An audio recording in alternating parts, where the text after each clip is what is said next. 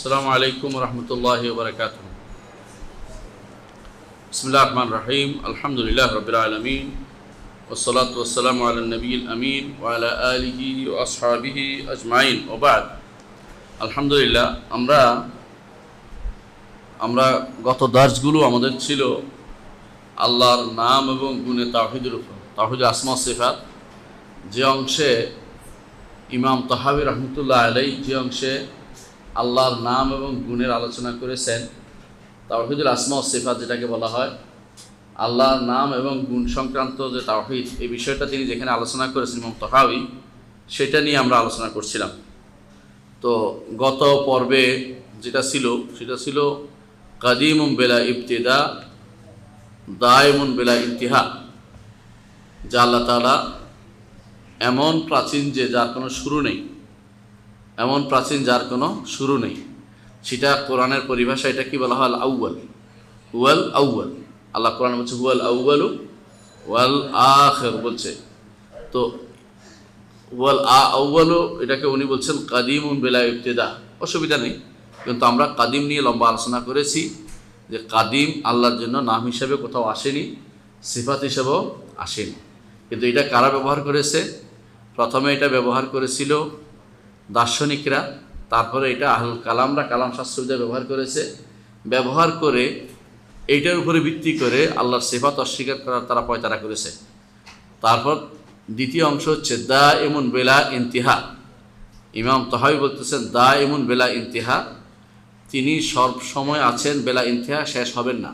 এটা হচ্ছে আমরা বলি আল আখির। কোরআন কারীমে আল্লাহ বলছে হুয়াল আউয়ালু ওয়াল আখির, যেটা আখির এটাই তিনি এটা বলতে চেয়েছেন। অর্থাৎ এটা আমরা বলি তিনি অনন্ত, অনন্ত বলে যেটাকে, মানে শেষ হবেন না কোনোদিন, অনন্ত। তো এটা আমরা দেখেছি যে দায়মুন বিলা ইন্তিহা এর চেয়ে আখির কথাটা বেশি উত্তম, কোনো সন্দেহ নেই, আল্লাহর কথা। এবং রাসূলুল্লাহ সাল্লাল্লাহু আলাইহি ওয়াসাল্লাম বলেছেন আল্লাহুম্মা আনতাল আউয়ালু ফালাইসা ক্বাবলাকা শাই, আল্লাহ আপনি প্রথম, আপনার আগে কোনো কিছু নাই। ওয়া আনতাল আখিরু ফালাইসা বা'দাকা শাই, আপনি সর্বশেষ, আপনার পরে আর কিছু নাই। তো দেখা যাচ্ছে আমাদেরকে জানিয়ে দিলেন আল্লাহ তাআলা নিজেই, রাসূলুল্লাহ সাল্লাল্লাহু আলাইহি ওয়াসাল্লাম নিজেই এটা একই কথা জানিয়ে দিয়েছেন। এবং এটাই হচ্ছে আল্লাহর দুটি নাম, একটা হচ্ছে আল আউয়াল, একটা হচ্ছে আল আখির। এজন্য আপনি রাখেন আব্দুল আউয়াল নাম রাখেন, আব্দুল আখির নাম রাখেন, ঠিক আছে, কোনো সমস্যা নেই। কিন্তু আল আউয়াল হচ্ছেন আল্লাহ তাআলা, তিনিই প্রথম। তো এটা একটি আকীদা হিসাবে উল্লেখ করেছেন যে আল্লাহর নাম এবং গুণের ক্ষেত্রে বিশ্বাস করতে হবে এটা তিনিই প্রথম, তিনিই শেষ, তার আগে কেউ ছিল না, তারপরেও কেউ থাকবে না, এটা বিশ্বাস করতে হবে। এরপর আমরা পড়েছিলাম লা ইয়াফনা ওয়ালা ইয়াবিদ, তিনি কখনো ধ্বংস হবেন না এবং কখনো লয়প্রাপ্ত হবেন না। কিন্তু তিনি ব্যতীত এবং তিনি যা চান তা ব্যতীত আর সব কিছু কী হবে? ধ্বংস হয়ে যাবে। এটা গত পর্বে আলোচনা ছিল। কুল্লু মান আলাইহা ফান, জমিনের উপর যা আছে সবই ধ্বংস হবে। এবং আসমানের কথা বলেছিলাম, এই আয়াতের কারণে আল্লাহ বলছেন ওয়ানুফিখা ফিস-সূর ফাসা'iকা মান ফিস সামাওয়াতি ওয়া মান ফিল আরদ, যখন সিংহে ফুৎকার দেয়া হবে তখন জমিনে যা আছে সব মরে যাবে এবং আসমানে যা আছে সব মরে যাবে। এই জন্য আসমানে কারা থাকে? ফেরেশতারা, তারাও মারা পড়বে। এই আয়াত থেকে আমরা দলিল হিসাবে পেয়েছি। এবং একমাত্র তিনিই অবশিষ্ট থাকবেন এবং তিনি তখন বলবেন আনাল মালিক আইনা মুলুকুদ দুনিয়া, আমি রাজাদিরাজ, দুনিয়ার রাজাদিরাজরা কোথায়? দুনিয়ার রাজারা কোথায়? যারা বড় বড় বাগড়ম্বর করতে তারা এখন কোথায়? সবই তো মরে গেছে। তখন তিনি বলবেন, আল্লাহ তাআলা যখন কিছুই থাকবে না, তখন আল্লাহ তাআলা এটা বলবেন। এরপরে আমরা যে অংশটুকু ইমাম তাহাবী এনেছেন, একটা অংশ সেটা এখানে নিয়ে এসেছি। সেটা হচ্ছে তিনি বলেছেন যে ওয়ালা ইয়াকুনু ইল্লা মা ইউরিদ, তিনি যা চান তার যদি কিছুই হয় না, অর্থাৎ আল্লাহর ইচ্ছার উপর নির্ভরশীল হবে সব কিছু। কোরআনে কারিমে আল্লাহ তাআলা বলেছেন, আল্লাহ তাআলা একই কথা বলেছেন কোরআনে কারিমে, ওয়ামা তাশাউনা ইল্লা আইয়াশা আল্লাহ, তিনি না চাইলে তোমাদের চাওয়া কোনো কাজে আসবে না। আমরা সবাই মিলে চাইলাম যে খাদেম সাহেবের ছেলেটা বেঁচে থাকুক, কিন্তু আল্লাহর ইচ্ছে হচ্ছে বেঁচে থাকবে না, চলে গেল। অনুরূপভাবে আমরা সবাই মিলে চাইলাম, রাসূলুল্লাহ নিজেও চান, কেউ চায় না তার সন্তান মরে যাক, তাই না? রাসূলুল্লাহ সাল্লাল্লাহু আলাইহি ওয়াসাল্লামের ছেলে মারা গেছেন, মারা গেছে না তার জীবদ্দশায়। তা আমরা চাইলেও হবে না, ওমা তাশাউনা ইল্লা ইনশা আল্লাহ, আমরা যা চাই না কেন আল্লাহ না চাইলে এটা হবে না, আল্লাহ চাইতে হবে। রাসূলুল্লাহ সাল্লাল্লাহু আলাইহি ওয়াসাল্লামের 7 সন্তানের মধ্যে 6 সন্তান তার জীবদ্দশায় মারা গেছে, তার জীবদ্দশায়। বাকি 1 সন্তান তার দুনিয়া থেকে চলে যাওয়া 6 মাসের মধ্যে মারা গেছে। তাহলে বোঝা গেল যে রাসূল, আমরা চাইলে সবচেয়ে বড় চাওয়ার বেশি চাইতে পারে কে? রাসূল সাল্লাল্লাহু আলাইহি ওয়াসাল্লাম। তিনি চাইলেও সেটা হয় না যতক্ষণ পর্যন্ত আল্লাহ না চাইবে। সুতরাং একজন মানুষ যদি বলে যে রসুল চাইলে হয়, ভুল বলছে। রসুল চাইলে যেখানে হয় না, দুনিয়ার কোন বেটা আছে যে চাইলে হয়?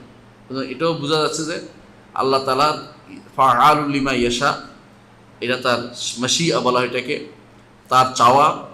এই গুণটি বিশেষ বিখ্যাত গুণ, এই গুণটি সবাই স্বীকার করে, এমনকি এটা আশারি মাতুরিদি সবাই স্বীকার করে। তবে এই গুণটি স্বীকার করে না কারা? মুতাজিলারা স্বীকার করে না। তারা বলে যে আল্লাহ চাইলে যদি হয়তো আমাদের কি করছি, এই জন্য তাদেরকে বলা হয় কাদারিয়া, কারণ তারা আল্লাহর চাওয়াকে মানে না। তারা বলে যে আমরা যেটা চাই এটা হচ্ছে, নাউজুবিল্লাহ। তারা বলে যে আমরা গুনাহ করতে চাচ্ছি, এই জন্য গুনাহ হচ্ছে। আল্লাহ যদি কোনো আমাদের গুনাহ চাওয়া হয় তাহলে আল্লাহ কেন আমাদের শাস্তি দিবেন? এই জাতীয় কথাবার্তা বলে তারা প্যাঁচ লাগায়। আমরা বলি যে চাওয়া 2 প্রকার, চাওয়া 2 প্রকার। এক প্রকারের চাওয়াকে বলা হয় মাশিয়া বা কাউনিয়া, প্রাকৃতিকভাবে চাওয়া, যেমন সূর্য পূর্ব দিকে ওঠে, যেমন আমার মৃত্যু, আমার জীবন, এগুলির সাথে শরীয়ত সম্পৃক্ততা নেই, শরীয়তের সম্পৃক্ততা নেই। এই চাওয়া আল্লাহর ঐকান্তিক চাওয়া, এটা কোনো পরিবর্তন করার ক্ষমতা কারো নেই, এটা হবেই হবে। আল্লাহ চাবেন, এটা হবেই হবে। আরেকটা হচ্ছে আল্লাহ আরেকটা চাওয়া, এটা হলো শারঈ চাওয়া, শরীয়তগতভাবে চাওয়া। আল্লাহ চান, আল্লাহ তাআলা চান না বান্দারা কুফরি করুক, কিন্তু বান্দা কুফরি করছে। এই চাওয়া ব্যতিক্রম হইতে পারে, এই চাওয়াটা ব্যতিক্রম হইতে শরীরভাবে চাওয়া। শরীরভাবে চাওয়া না ব্যতিক্রম না হইতো তাহলে আমরা সব রোবট হয়ে যেতাম, কিন্তু আমরা রোবট না। আমরা কথা বলতে পারি, হাসতে পারি, খেলতে পারি, যাইতে পারি, গুনাহ করতে পারি, ভালো করতে পারি, ন্যাকা করতে পারি। এর অর্থ হচ্ছে আমরা রোবট হিসেবে আমাদেরকে আল্লাহ দেন। হ্যাঁ, কিছু জায়গাকে নিয়ন্ত্রণ করে দিয়েছেন। ইচ্ছা করলে মৃত্যু থেকে বাঁচতে পারি না, ইচ্ছা করলে দুনিয়াতে না এসে থাকতে পারি না, ইচ্ছা করলে হাসরের মাঠে উপস্থিত না হয়ে থাকতে পারবো না। এগুলি বলা হয় কাউনিয়া, প্রাকৃতিক ইচ্ছা। এটার সাথে আল্লাহ তাআলা আমাদের শাস্তি যুক্ত করে দেন নাই। এটার সাথে আমাদের শাস্তি বা শান্তি কোনটা যুক্ত করে দেন নাই। বুঝে আসছে? আমাদেরকে পাকড়াও করবেন কি হিসাবে? যেহেতু বিবেক দিয়েছেন, শরীয়ত দিয়েছেন, শরীয়ত মানার চাওয়াটা আল্লাহর, এটাই আল্লাহর চাওয়া। কিন্তু এই চাওয়াটাকে আপনার স্বাধীনভাবে আপনাকে এইটাকে এভিল করতে বলেছেন। আপনি ইচ্ছা করলে ইবাদত করতে পারেন, ইচ্ছা করলে নাও করতে পারেন। আল্লাহ তাআলা এই জন্য কোরআনে কারীম বলেছেন, ফামান শাআ ফালিউমিন ওয়া মান শাআ ফালিয়াকফুর। তোমাদেরকে বিবেক দিয়েছি, কোরআন দিয়েছি, নবী পাঠিয়েছি। যে কেউ তোমাদের চায় যে সে ঈমান আনে, সে ঈমান আনতে পারবে। যে কেউ বলে আমি কাফের হব, কাফের হইতে পারবে। কেন? আল্লাহ একটুকু স্বাধীনতা না দিলে আপনি তো কাজ করতে পারতেন না দুনিয়াতে। আল্লাহ এই স্বাধীনতা আপনাকে দিয়েছেন, কিন্তু আর কিছু স্বাধীনতা আপনাকে দেন নাই। সেটা কি? আপনি রোগ ভালো হবেন কি না আপনি চেষ্টা করলেই পারবেন না। আল্লাহ যতক্ষণ কিন্তু ইচ্ছা না করবে, যত ওষুধে খান, ওষুধে কাজ করবে না। ওষুধ যাই বলবো যে আল্লাহ আমি কি কাজ করবো কিনা, আল্লাহ অনুমতি দিলে সেটা কাজ করে। সুতরাং ওই জায়গাটুকু বলা হয় আল্লাহ মাশিয়া কাউনিয়া, প্রাকৃতিক চাওয়া। ওই 2 ভাগ না করলে আপনি বিপদে পড়বেন। এই যে 2টা চাওয়া আছে আল্লাহ, একটা হচ্ছে প্রাকৃতিক চাওয়া, এটা অপরিবর্তনীয়, অলঙ্ঘনীয়, এটা হবেই হবে। আর একটা হচ্ছে শারঈ চাওয়া, সেটা হচ্ছে এটার সাথে জড়িত হচ্ছে জান্নাত জাহান্নাম। আমার এটা চাওয়া দরকার, আল্লাহ ওইটা কি চেয়েছেন ওইটা আমার খোঁজা দরকার নয়। ওইটা হচ্ছে তাকদীর, ওইটা হচ্ছে কি তাকদীর, আল্লাহ নির্ধারণ। ওইটা নির্ধারণটা আমি খুঁজে পাবো না। আমার চাওয়া দরকার যেটা আল্লাহ আমার জন্য বলছেন, এটা কি? ইবাদত করতে বলেছেন, শিরক থেকে মুক্ত থাকতে বলেছেন, সালাত আদায় করতে বলেছেন, এটা মানা দরকার। নিষেধ করেছেন সুদ খেতে, ঘুষ খেতে নিষেধ করেছেন, ওইটা মানা দরকার। এটা না উল্টাটা করলে শাস্তি দিবেন, কিন্তু আমার মরার কারণে শাস্তি দিবেন না। কিন্তু কেউ মেরে ফেললে শাস্তি দিবেন, কারণ আমাকে মানা করছে কাউকে হত্যা করতে, আমি হত্যা করছি কেন, এই জন্য শাস্তি দিবেন। কিন্তু মরলাম কেন, জীবিত হইলাম কেন, দুনিয়া আসলাম কেন, এর জন্য কোনো শাস্তি নেই। তো শাস্তি শান্তি ওইটার সাথে জড়িত না। শাস্তি আর শান্তি জড়িত হচ্ছে আমার শরীয়তগত ইচ্ছার কারণে, আল্লাহ শরীয়তগত ইচ্ছার কারণে। শরীয়তগত ইচ্ছা আমি করতে পারি, প্রাকৃতিক ইচ্ছা আমার ক্ষমতার বাইরে, সেটা আল্লাহ তাআলা নির্ধারণ করে দেন, ওইটাতে কোনো ব্যত্যয় ঘটে না। কিন্তু শারঈ ইচ্ছা আল্লাহ পছন্দ করেন না এমন কিছু আল্লাহ চাচ্ছেন দুনিয়াতে হবে, যাতে করে তিনি এর শাস্তি কোথায় দিবেন? জাহান্নাম দিয়ে দিবেন। আর শারঈ ইচ্ছা যদি কোনো হয়ে যায়, আল্লাহ এর শান্তি কোথায় দিবেন? জান্নাত দিয়ে দিবেন। তাহলে এই জন্য এই ইচ্ছাটা আল্লাহর শারীরিক ইচ্ছাটা এটা আমাদেরকে মনে রাখতে হবে। শারীরিক ইচ্ছাটার অনুসারে আল্লাহ তাআলা আমাদেরকে হয় পাকড়াও করবেন, না আমাদেরকে পুরস্কৃত করবেন। এই শারীরিক ইচ্ছাটা আমাদের মেনে চলতে হবে। তবে এই কথা বিশ্বাস করতে হবে, ওয়ালা ইয়াকুনু ইল্লা মা ইউরিদ, দুনিয়াতে এমন কোনো কিছু ঘটে না যা তার ইচ্ছার অনুপাতের বাইরে চলে যায়। সেটা কোনটা? প্রাকৃতিক ইচ্ছার বাইরে কিছুই ঘটবে না। তবে শারীরিক ইচ্ছা বাইরেও আল্লাহ চান যে বিপরীতটা না হোক, হয়। কেন হয়? এটার সাথেও জড়িত আছে হ্যাকমত জড়িত আছে। কি হ্যাকমত জড়িত? আপনার ছেলেকে আপনি তিতা ওষুধ খাওয়াচ্ছেন, খাওয়ান না? ছেলে খেতে চায় না, আপনিও ইচ্ছা করে খেতে চাচ্ছেন না, কিন্তু তিতা খাওয়াতে চাচ্ছেন না ছেলেকে, কিন্তু খাওয়াচ্ছেন কেন? উদ্দেশ্য ভালো, পরে ভালো হবে। ঠিক আল্লাহ তাআলা আপনার আমার কোনো কিছু দিয়ে আমাকে গুনাহ হতে দেন কেন? আমি যেন তওবা করে আল্লাহর প্রিয় হতে পারি, অথবা আমাকে দেখে যেন লক্ষ লক্ষ মানুষ ভালো হয়ে যায়। ফেরাউন হইতে দিছে যে তুই কদ্দু যাইতে পারবি, যা তুমি কদ্দু যাইতে পারো দেখি। তারে সার দিচ্ছেন, সার দিয়ে শেষে টান দিয়ে কি করছেন? মৃত্যু দিয়ে দিচ্ছেন, পানিতে ডুবাইয়ে মারছেন। কিন্তু এর মানে শিক্ষা রয়েছে, ইন্না ফি যালিকা লাইবরা, আল্লাহ বলছেন এর মধ্যে শিক্ষা রয়েছে পুরা মানব জাতির জন্য শিক্ষা। সারা দুনিয়ার মানুষ তারে দেখে এখন শিখবে। আল্লাহ বলছেন ফালিয়াউমা নুনাজ্জিকা বিবাদানিকা লিতাকুনা লিমান খালফাকা আয়া, আজকের দিনে তোমার শরীরটা রেখে দিলাম, পরবর্তী যারা আসবে তারা তোমার দেখে শিখতে পারবে যে আল্লাহর সাথে এরকম করবে তার কি শাস্তি হইতে পারে। তাহলে আল্লাহ তাআলা কখনো কখনো আমাদেরকে ছাড় দেন গুনার জন্য। কেন? আল্লাহ তাআলা ভবিষ্যৎ জন্য হয় নিজের জন্য, ব্যক্তির জন্য তওবা করে ব্যক্তি, অথবা অন্য গোষ্ঠীকে শিক্ষা দেওয়ার জন্য আল্লাহ তাআলা এই ছাড়টা দিয়ে থাকেন। প্রত্যেকটা কাজের মধ্যে আল্লাহর কি আছে? হ্যাকমত অবশ্যই রয়েছে। কেন আমার দ্বারা এটা ঘটাইলেন? যে আমি যেন গুনাহ পরে আমি তওবা করতে পারি, অথবা আমার দ্বারা আরো বহু মানুষ শিক্ষা গ্রহণ করতে পারে। যেমনভাবে তিতা ওষুধ খাওয়াটা বাবা চায় না ছেলে তিতা ওষুধ খাক, কিন্তু খাওয়াইতে হচ্ছে কেন? পরবর্তীটা সে যেন ভালো হয়, এটা হলো উদ্দেশ্য। কিন্তু আল্লাহ তাআলা প্রত্যেকটি ইচ্ছার মধ্যে কি আছে? কোনো না কোনো হ্যাকমত রয়েছে, যেটা আমি বুঝবো না, তিনি শুধু বুঝবেন, কারণ তিনি মনিব, আমি দাস, আমি সব কিছু বুঝতে পারি না। এজন্য ওয়ালা ইয়াকুনু ইল্লা মা ইউরিদ, তিনি যা চান তাই শুধুমাত্র হতে পারে। তাহলে এরাদা কয় প্রকার হলো? দুই প্রকার। একটা হচ্ছে এরাদা কাউনিয়া, একটা এরাদা শারঈয়া। এই ভাগ না করলে বিপদে পড়ে যাবে। যারা বেদাতি, বিশেষ করে ইবনে আরবি, ইবনে হুদ, তিলমিসানি এবং এমনকি মাওলানা রুমির নাম শুনেছেন আপনারা সব, ওয়াজে রুমি, এরা সবাই এই পথের পথিক। তারা মনে করে যে আল্লাহর এক ইচ্ছার সাথে মিললে তো হয়ে গেল, আল্লাহ তাআলার প্রাকৃতিক ইচ্ছার সাথে মিশছি, অর্থাৎ আল্লাহ যেহেতু ওইটা চেয়েছে, ওইটা হয়েছে, হ্যাঁ, ওইটাও তো একটা আল্লাহর ইচ্ছা, সুতরাং এটা হইল না। আল্লাহ তাআলা বান্দা তাআলা যে গুনাহ, এটা আল্লাহ সন্তুষ্ট হন না। তো সন্তুষ্ট না হলে ওইটা তুমি এখতিয়ার করতে পারো না। তুমি এখতিয়ার করলে আল্লাহ শাস্তি দিবেন। আল্লাহ বলেছেন যে ব্যক্তি কুফরি করবে তার শাস্তি দিবেন।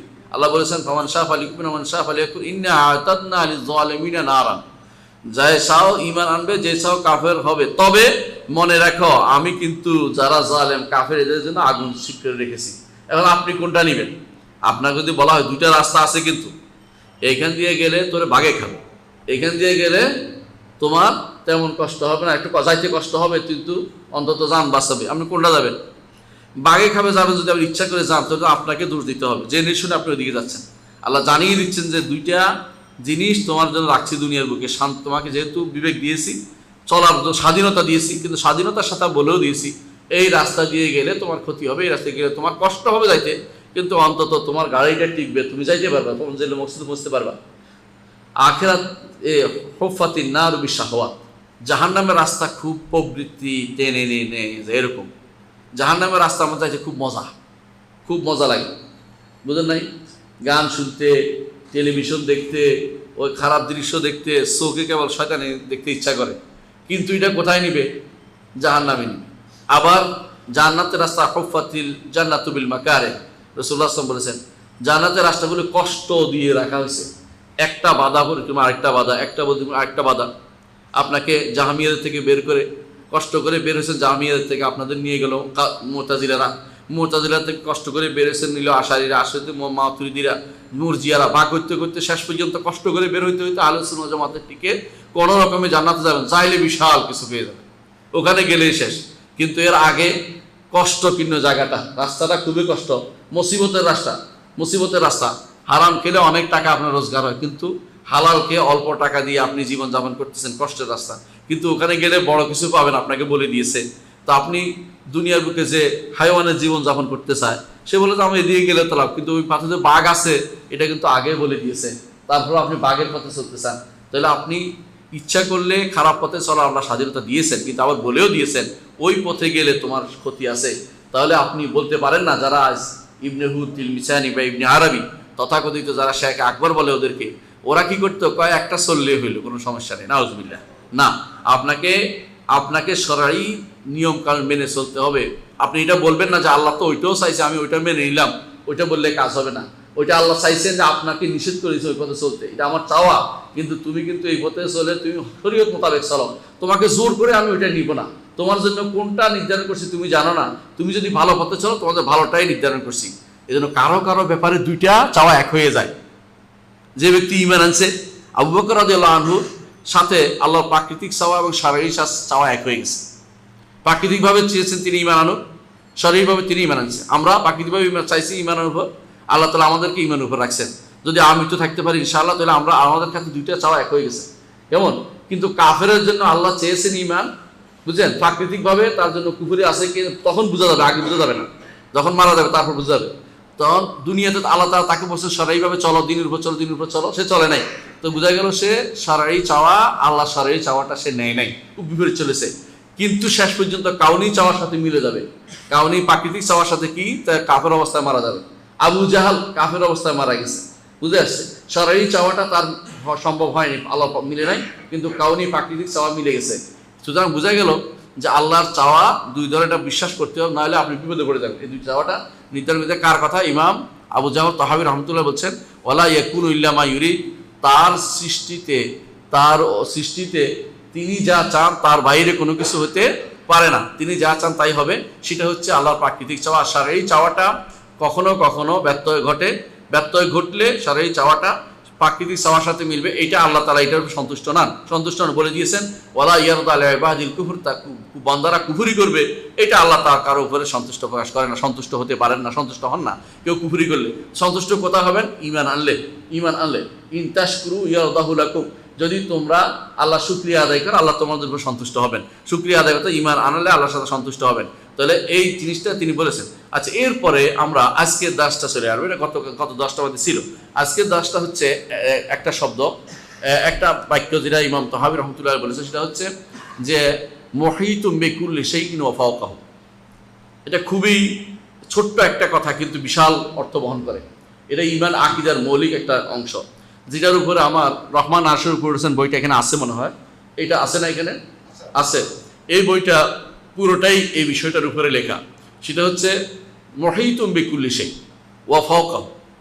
মুহীতুম বিকুল্লি শাইইন ওয়া ফাওকাহু, আল্লাহ তাআলা সব কিছুকে পরিবেষ্টন করে আছেন এবং তিনি সব কিছুর উপরে আছেন। দুইটার কথা। পরিবেষ্টন করা বুঝেন, আমরা সাধারণত বেষ্টন করা বুঝি কাউকে আগলে ধরে রাখা, তাই না? এমনি আগলে ধরে রাখা, কেন? যাইতে করে আমার আয়ত্তের বাইরে যেতে না হয়, এটা তো সাধারণত পরিবেষ্টন করে কোনো কিছু কাপড় দিয়ে বা কিছু দিয়ে পেঁচাই রেখে দেওয়া, বেষ্টন করে রাখা, বুঝছেন তো? আল্লাহ তাআলার জন্য ঘিরে রাখা, আল্লাহ তাআলার জন্য এটা উদ্দেশ্য না। আল্লাহ তাআলার উদ্দেশ্য হচ্ছে তিনি তার কুদরতে এবং তার ইলমের মাধ্যমে প্রত্যেকটি জিনিসকে নিয়ন্ত্রণ করে রাখছেন। কেউ তার বা ইলমের বাইরে যেতে পারে না। এই জন্য আল্লাহ তাআলা বলছেন আহাতা কুল্লি শাইইন ইলমা, আল্লাহ তাআলা সব কিছুকে তার ইলম দিয়ে ঘিরে রেখেছেন, কোনো কিছু তার ইলমের বাইরে যায় না। ওমা তাসকুতু মিন ওয়ারাকাতিন ইল্লা ইয়ালামুহা, কোনো কাপড়, যদি কোনো একটা কাগজও পড়ে গাছ থেকে, আল্লাহ জানেন কিনা? ওয়ালা হাব্বাতিন ফি যুলুমাতিল আরদি ওয়ালা রাতবিন ওয়ালা ইয়াবিসিন ইল্লা ফি কিতাবিন মুবিন, জমিনের কোনো শুষ্ক জায়গাতে অথবা ভিজা জায়গাতে কোনো একটা দানা পড়ছে, এখান থেকে গাছ উঠবে, কে জানে? আমার আল্লাহ জানে। এই যে ইলমের মাধ্যমে প্রত্যেকটি জিনিসকে পরিবেষ্টন করে রাখা, আপনাকে আমাকে, প্রতি মানুষ কে কোথায় বসে আছে, ওই ভাই বসে আছে, ওই ভাই ঠেস দিয়ে বসছে, ওই ভাই চেয়ারে বসছে, ওই কি বসবে, আল্লাহ তাআলা জানেন কিনা? জানেন। এই পরিবেষ্টন করার বাইরে কেউ কিন্তু নাই। আমি কি করি অন্ধকার রাত্রিতে, সেটা আল্লাহ তাআলা জানেন। আপনি অন্ধকার রাত্রিতে যা করেন আল্লাহর কাছে সির এবং আলানিয়া সমান। গোপন রাখছেন কি? সিররা ওয়া আখফা, গোপন জিনিস সেটাও আল্লাহ জানেন, গোপনের চেয়ে গোপন জিনিস সেটাও আল্লাহ জানেন। এটা আখফা, ইয়ালামুস সিররা ওয়া আখফা, তিনি গোপন জিনিস জানেন। গোপনের চেয়ে গোপন কোনটা? যেটা এখনো আসে নাই, আপনার অন্তরে আসবে, আগামী দিন আপনার অন্তরে কিছু জিনিস আসবে না অন্তরে, সেটা কে জানেন? আল্লাহ জানেন। এই আল্লাহ তাআলা এই ইলম যে জানেন, এই ইলম দিয়ে সবাইকে ঘিরে রেখেছেন, সবাইকে ঘিরে রেখেছেন। সুতরাং আপনি ইচ্ছা করলেও কিন্তু যে আল্লাহ দেখে নাই, হ্যাঁ, এরকম কিছু করতে পারবেন না, এরকম কিছু করতে পারবেন না। রাসূলুল্লাহ সাল্লাল্লাহু আলাইহি ওয়াসাল্লামের যুগে দুই কাফের কাবার সামনে বসা ছিল। তো কাবার সামনে বসা থাকতে দুইজনে, একজন বুদ্ধি একটু কম, যেটা বুদ্ধি কম এটা বলতেছে, আচ্ছা আল্লাহ আমরা যা করি সব কি জানেন নাকি? আমার তো মনে হয় যেটা বড় করে বলে এটা জানেন, যেটা আমরা গোপনে করি এটা জানেন না। যেটা বুদ্ধিমান এটা করতেছে, আরে যে আল্লাহ বড় করে বলে জানে, এটা গোপনটাও জানে, গোপনটাও জানে, এটা বুদ্ধি ছিল। তো এই আয়াত নাজিল হয়েছে তখন, ইয়ালামু সিররা ওয়া আখফা, যে তোমরা গোপন যা করো এটাও তিনি জানেন, আর আখফা গোপনের চেয়ে গোপন যেটা এখনো আসে নাই তোমার অন্তরে, সেটাও আল্লাহ জানেন, কি আগামী দিন কি আসবে সেটাও তিনি জানেন। তাহলে আল্লাহ তাআলা আমাদের সব কিছু পরিবেশন করেছেন কিছু ইলমের মাধ্যমে। যদি ইলমের মাধ্যমে পরিবেশন করা হয়, এর অর্থ হচ্ছে আমি কিন্তু কি নই, আমি কিন্তু চাইলেই যা ইচ্ছা তা করবো এটা কিন্তু নয়, বরং আমার সব কিছু কি নির্ধারিত, সুনির্ধারিত। ইয়া আলম, তিনি সব কিছু জানেন। ঠিক আরেকটা আছে, ক্ষমতার দ্বারাও তিনি আমরা নিয়ন্ত্রিত। আমি ইচ্ছা করলেই এই পৃথিবী ছেড়ে আরেকটা পৃথিবী চলে যেতে পারবো না, এই পৃথিবী ছেড়ে যে আমি মঙ্গল গ্রহে চলে যাচ্ছি তাও না। গেলে কে কাকে জানবেন? আল্লাহ জানবেন। আর গেলে কার ক্ষমতা ব্যবহার করে যাব? আল্লাহর দেয়া ক্ষমতা ব্যবহার করে আমাকে যেতে হবে। এটা হচ্ছে এহাতা বলা হয়। এহাতা মানে ঘিরে রাখা, তার ইলম এবং কুদরতের মাধ্যমে সবকিছু তিনি ঘিরে রেখেছেন। আরেকটা এহাতা হচ্ছে হাশরের মাঠে। সেটা কি হবে? যখন আসমান এবং জমিন, তার জমিনগুলো সব মুষ্টির ভিতরে থাকবে। মুষ্টির ভিতরে থাকলে এহাতা নয়, মুষ্টির ভিতরে যখন থাকে তখন কি এটা এহাতা নয়? এটা তো এহাতা। মুষ্টির ভিতরে যখন থাকবে তখন এটা কি হবে? ঘিরে রাখা। অর্থাৎ আপনি মুষ্টির ভিতরে বেরোতে পারবেন না। আপনার মুষ্টির ভিতরে কিছু থাকলে ঢাক না। আমি আল্লাহটা দেখাচ্ছি না, আমি নিজেটা বুঝাচ্ছি শুধুমাত্র, যে আমি যদি কোনো মুষ্টির ভিতরে কিছু রাখলাম তো কি, তাকে আর কোথাও দেওয়ার সুযোগ দিলাম না। হাশরের মাঠে যখন পুরো জমিনটা আল্লাহর মুষ্টির ভিতরে থাকবে, আসমানগুলো কি থাকবে? ভাঁজ করা থাকবে, একটার উপর একটা। কাগজ যেভাবে ভাঁজ করে রাখে, আসমানগুলো তার ডান হাতের উপর ভাঁজ করা থাকবে। তাহলে আল্লাহ তাআলার এহাতার বাইরে কিন্তু কেউ আমরা নই। আল্লাহ তাআলা তার ঘিরার বাইরে আমরা কেউ নই। সবাই কিন্তু আমরা ইলমের দিক থেকে, ক্ষমতার দিক থেকে এবং হাশরের মাঠে তার হাতের ভিতরে থাকার দিক থেকে আমরা কিন্তু তার এহাতা। এই জন্য আল্লাহ তাআলা কোরআনে কারীমে বলেছেন যে তারা কেউ ওয়ালা ইউহিতুনা বিশাইইন মিন ইলমিহি, আল্লাহর কোনো ইলমকে তারা এহাতা করতে পারে না, অর্থাৎ আয়ত্ত করতে পারে না। আল্লাহর কোনো ইলমকে তারা আয়ত্ত করতে পারে না পুরোপুরি। আল্লাহর ইলম বিশাল, এই ইলমকে কিছু আয়ত্ত করতে, কিন্তু আল্লাহ তাআলা আহাতা কুল্লা শাইইন ইলমা, সব কিছুকে আল্লাহ তাআলা এহাতা করে রেখেছেন। এবং এই এহাতা হচ্ছে আল্লাহর, এটা তিনি মহান, বড় বড় সত্তা। তিনি এগুলিকে কোনোভাবে যেদিকে তুমি নাচো না কেন সেইভাবে তুমি যেদিকে যাও তিনি দেখতে পাচ্ছেন। তিনি তার ক্ষমতার অধীন, তুমি এর বাইরে যেতে পারবে না। আমরা সাধারণত উদাহরণ দিয়ে থাকি, একটা পিঁপড়া কি করে?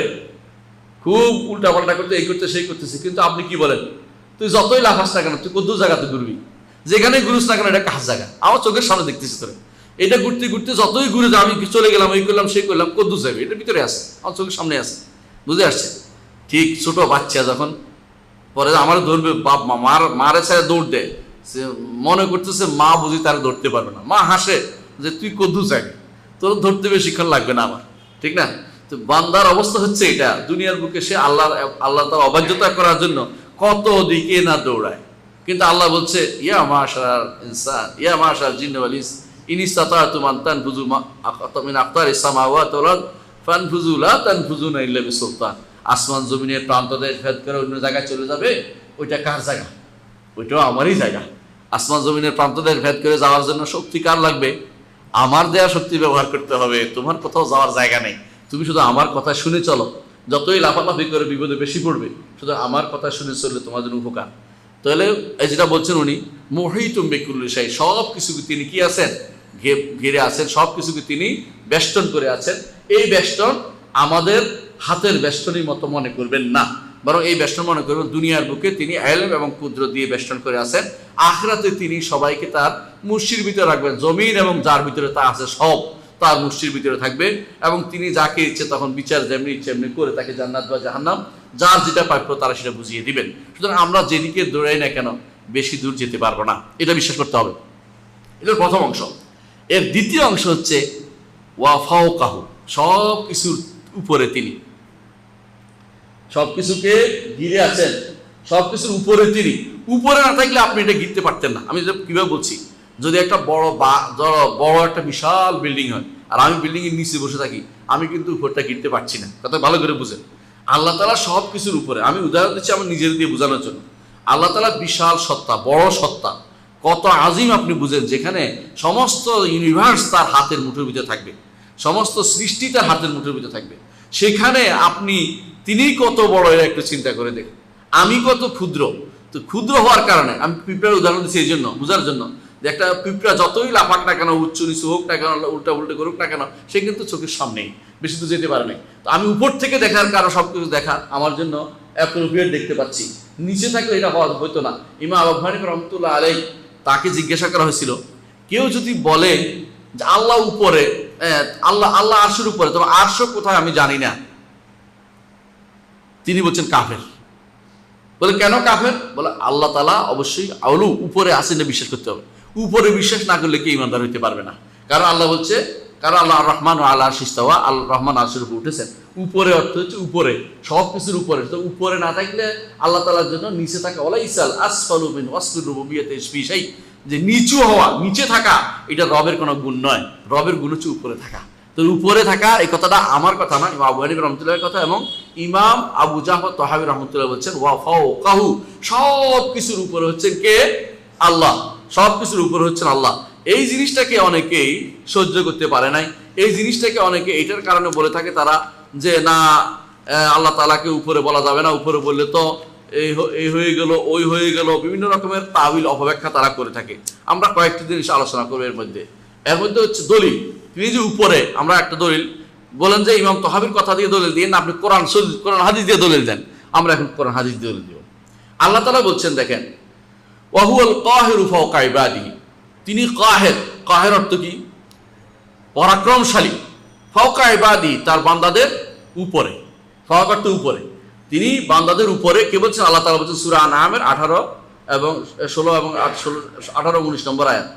অনুরূপে আল্লাহ তাআলা বলছেন ইয়াখাফুনা রাব্বাহুম মিন ফাওকিহিম, যে তারা তাদের রবকে ভয় করে, তাদের উপরে যে রব আছেন। রব কোথায়? উপরে। কে বলছেন? আল্লাহ বলছেন সূরা নাহলের 50 নম্বর আয়াত। হাদিসে আছে রাসূলুল্লাহ সাল্লাল্লাহু আলাইহি ওয়াসাল্লাম বলেছেন যে আল আরশু ফাওকা যালিকা, যে এক আসমানের থেকে এক আসমানের দূরত্ব বর্ণনা করেছেন এক হাদিসে। তারপর বলছেন আল্লাহ আরশ এর উপরে।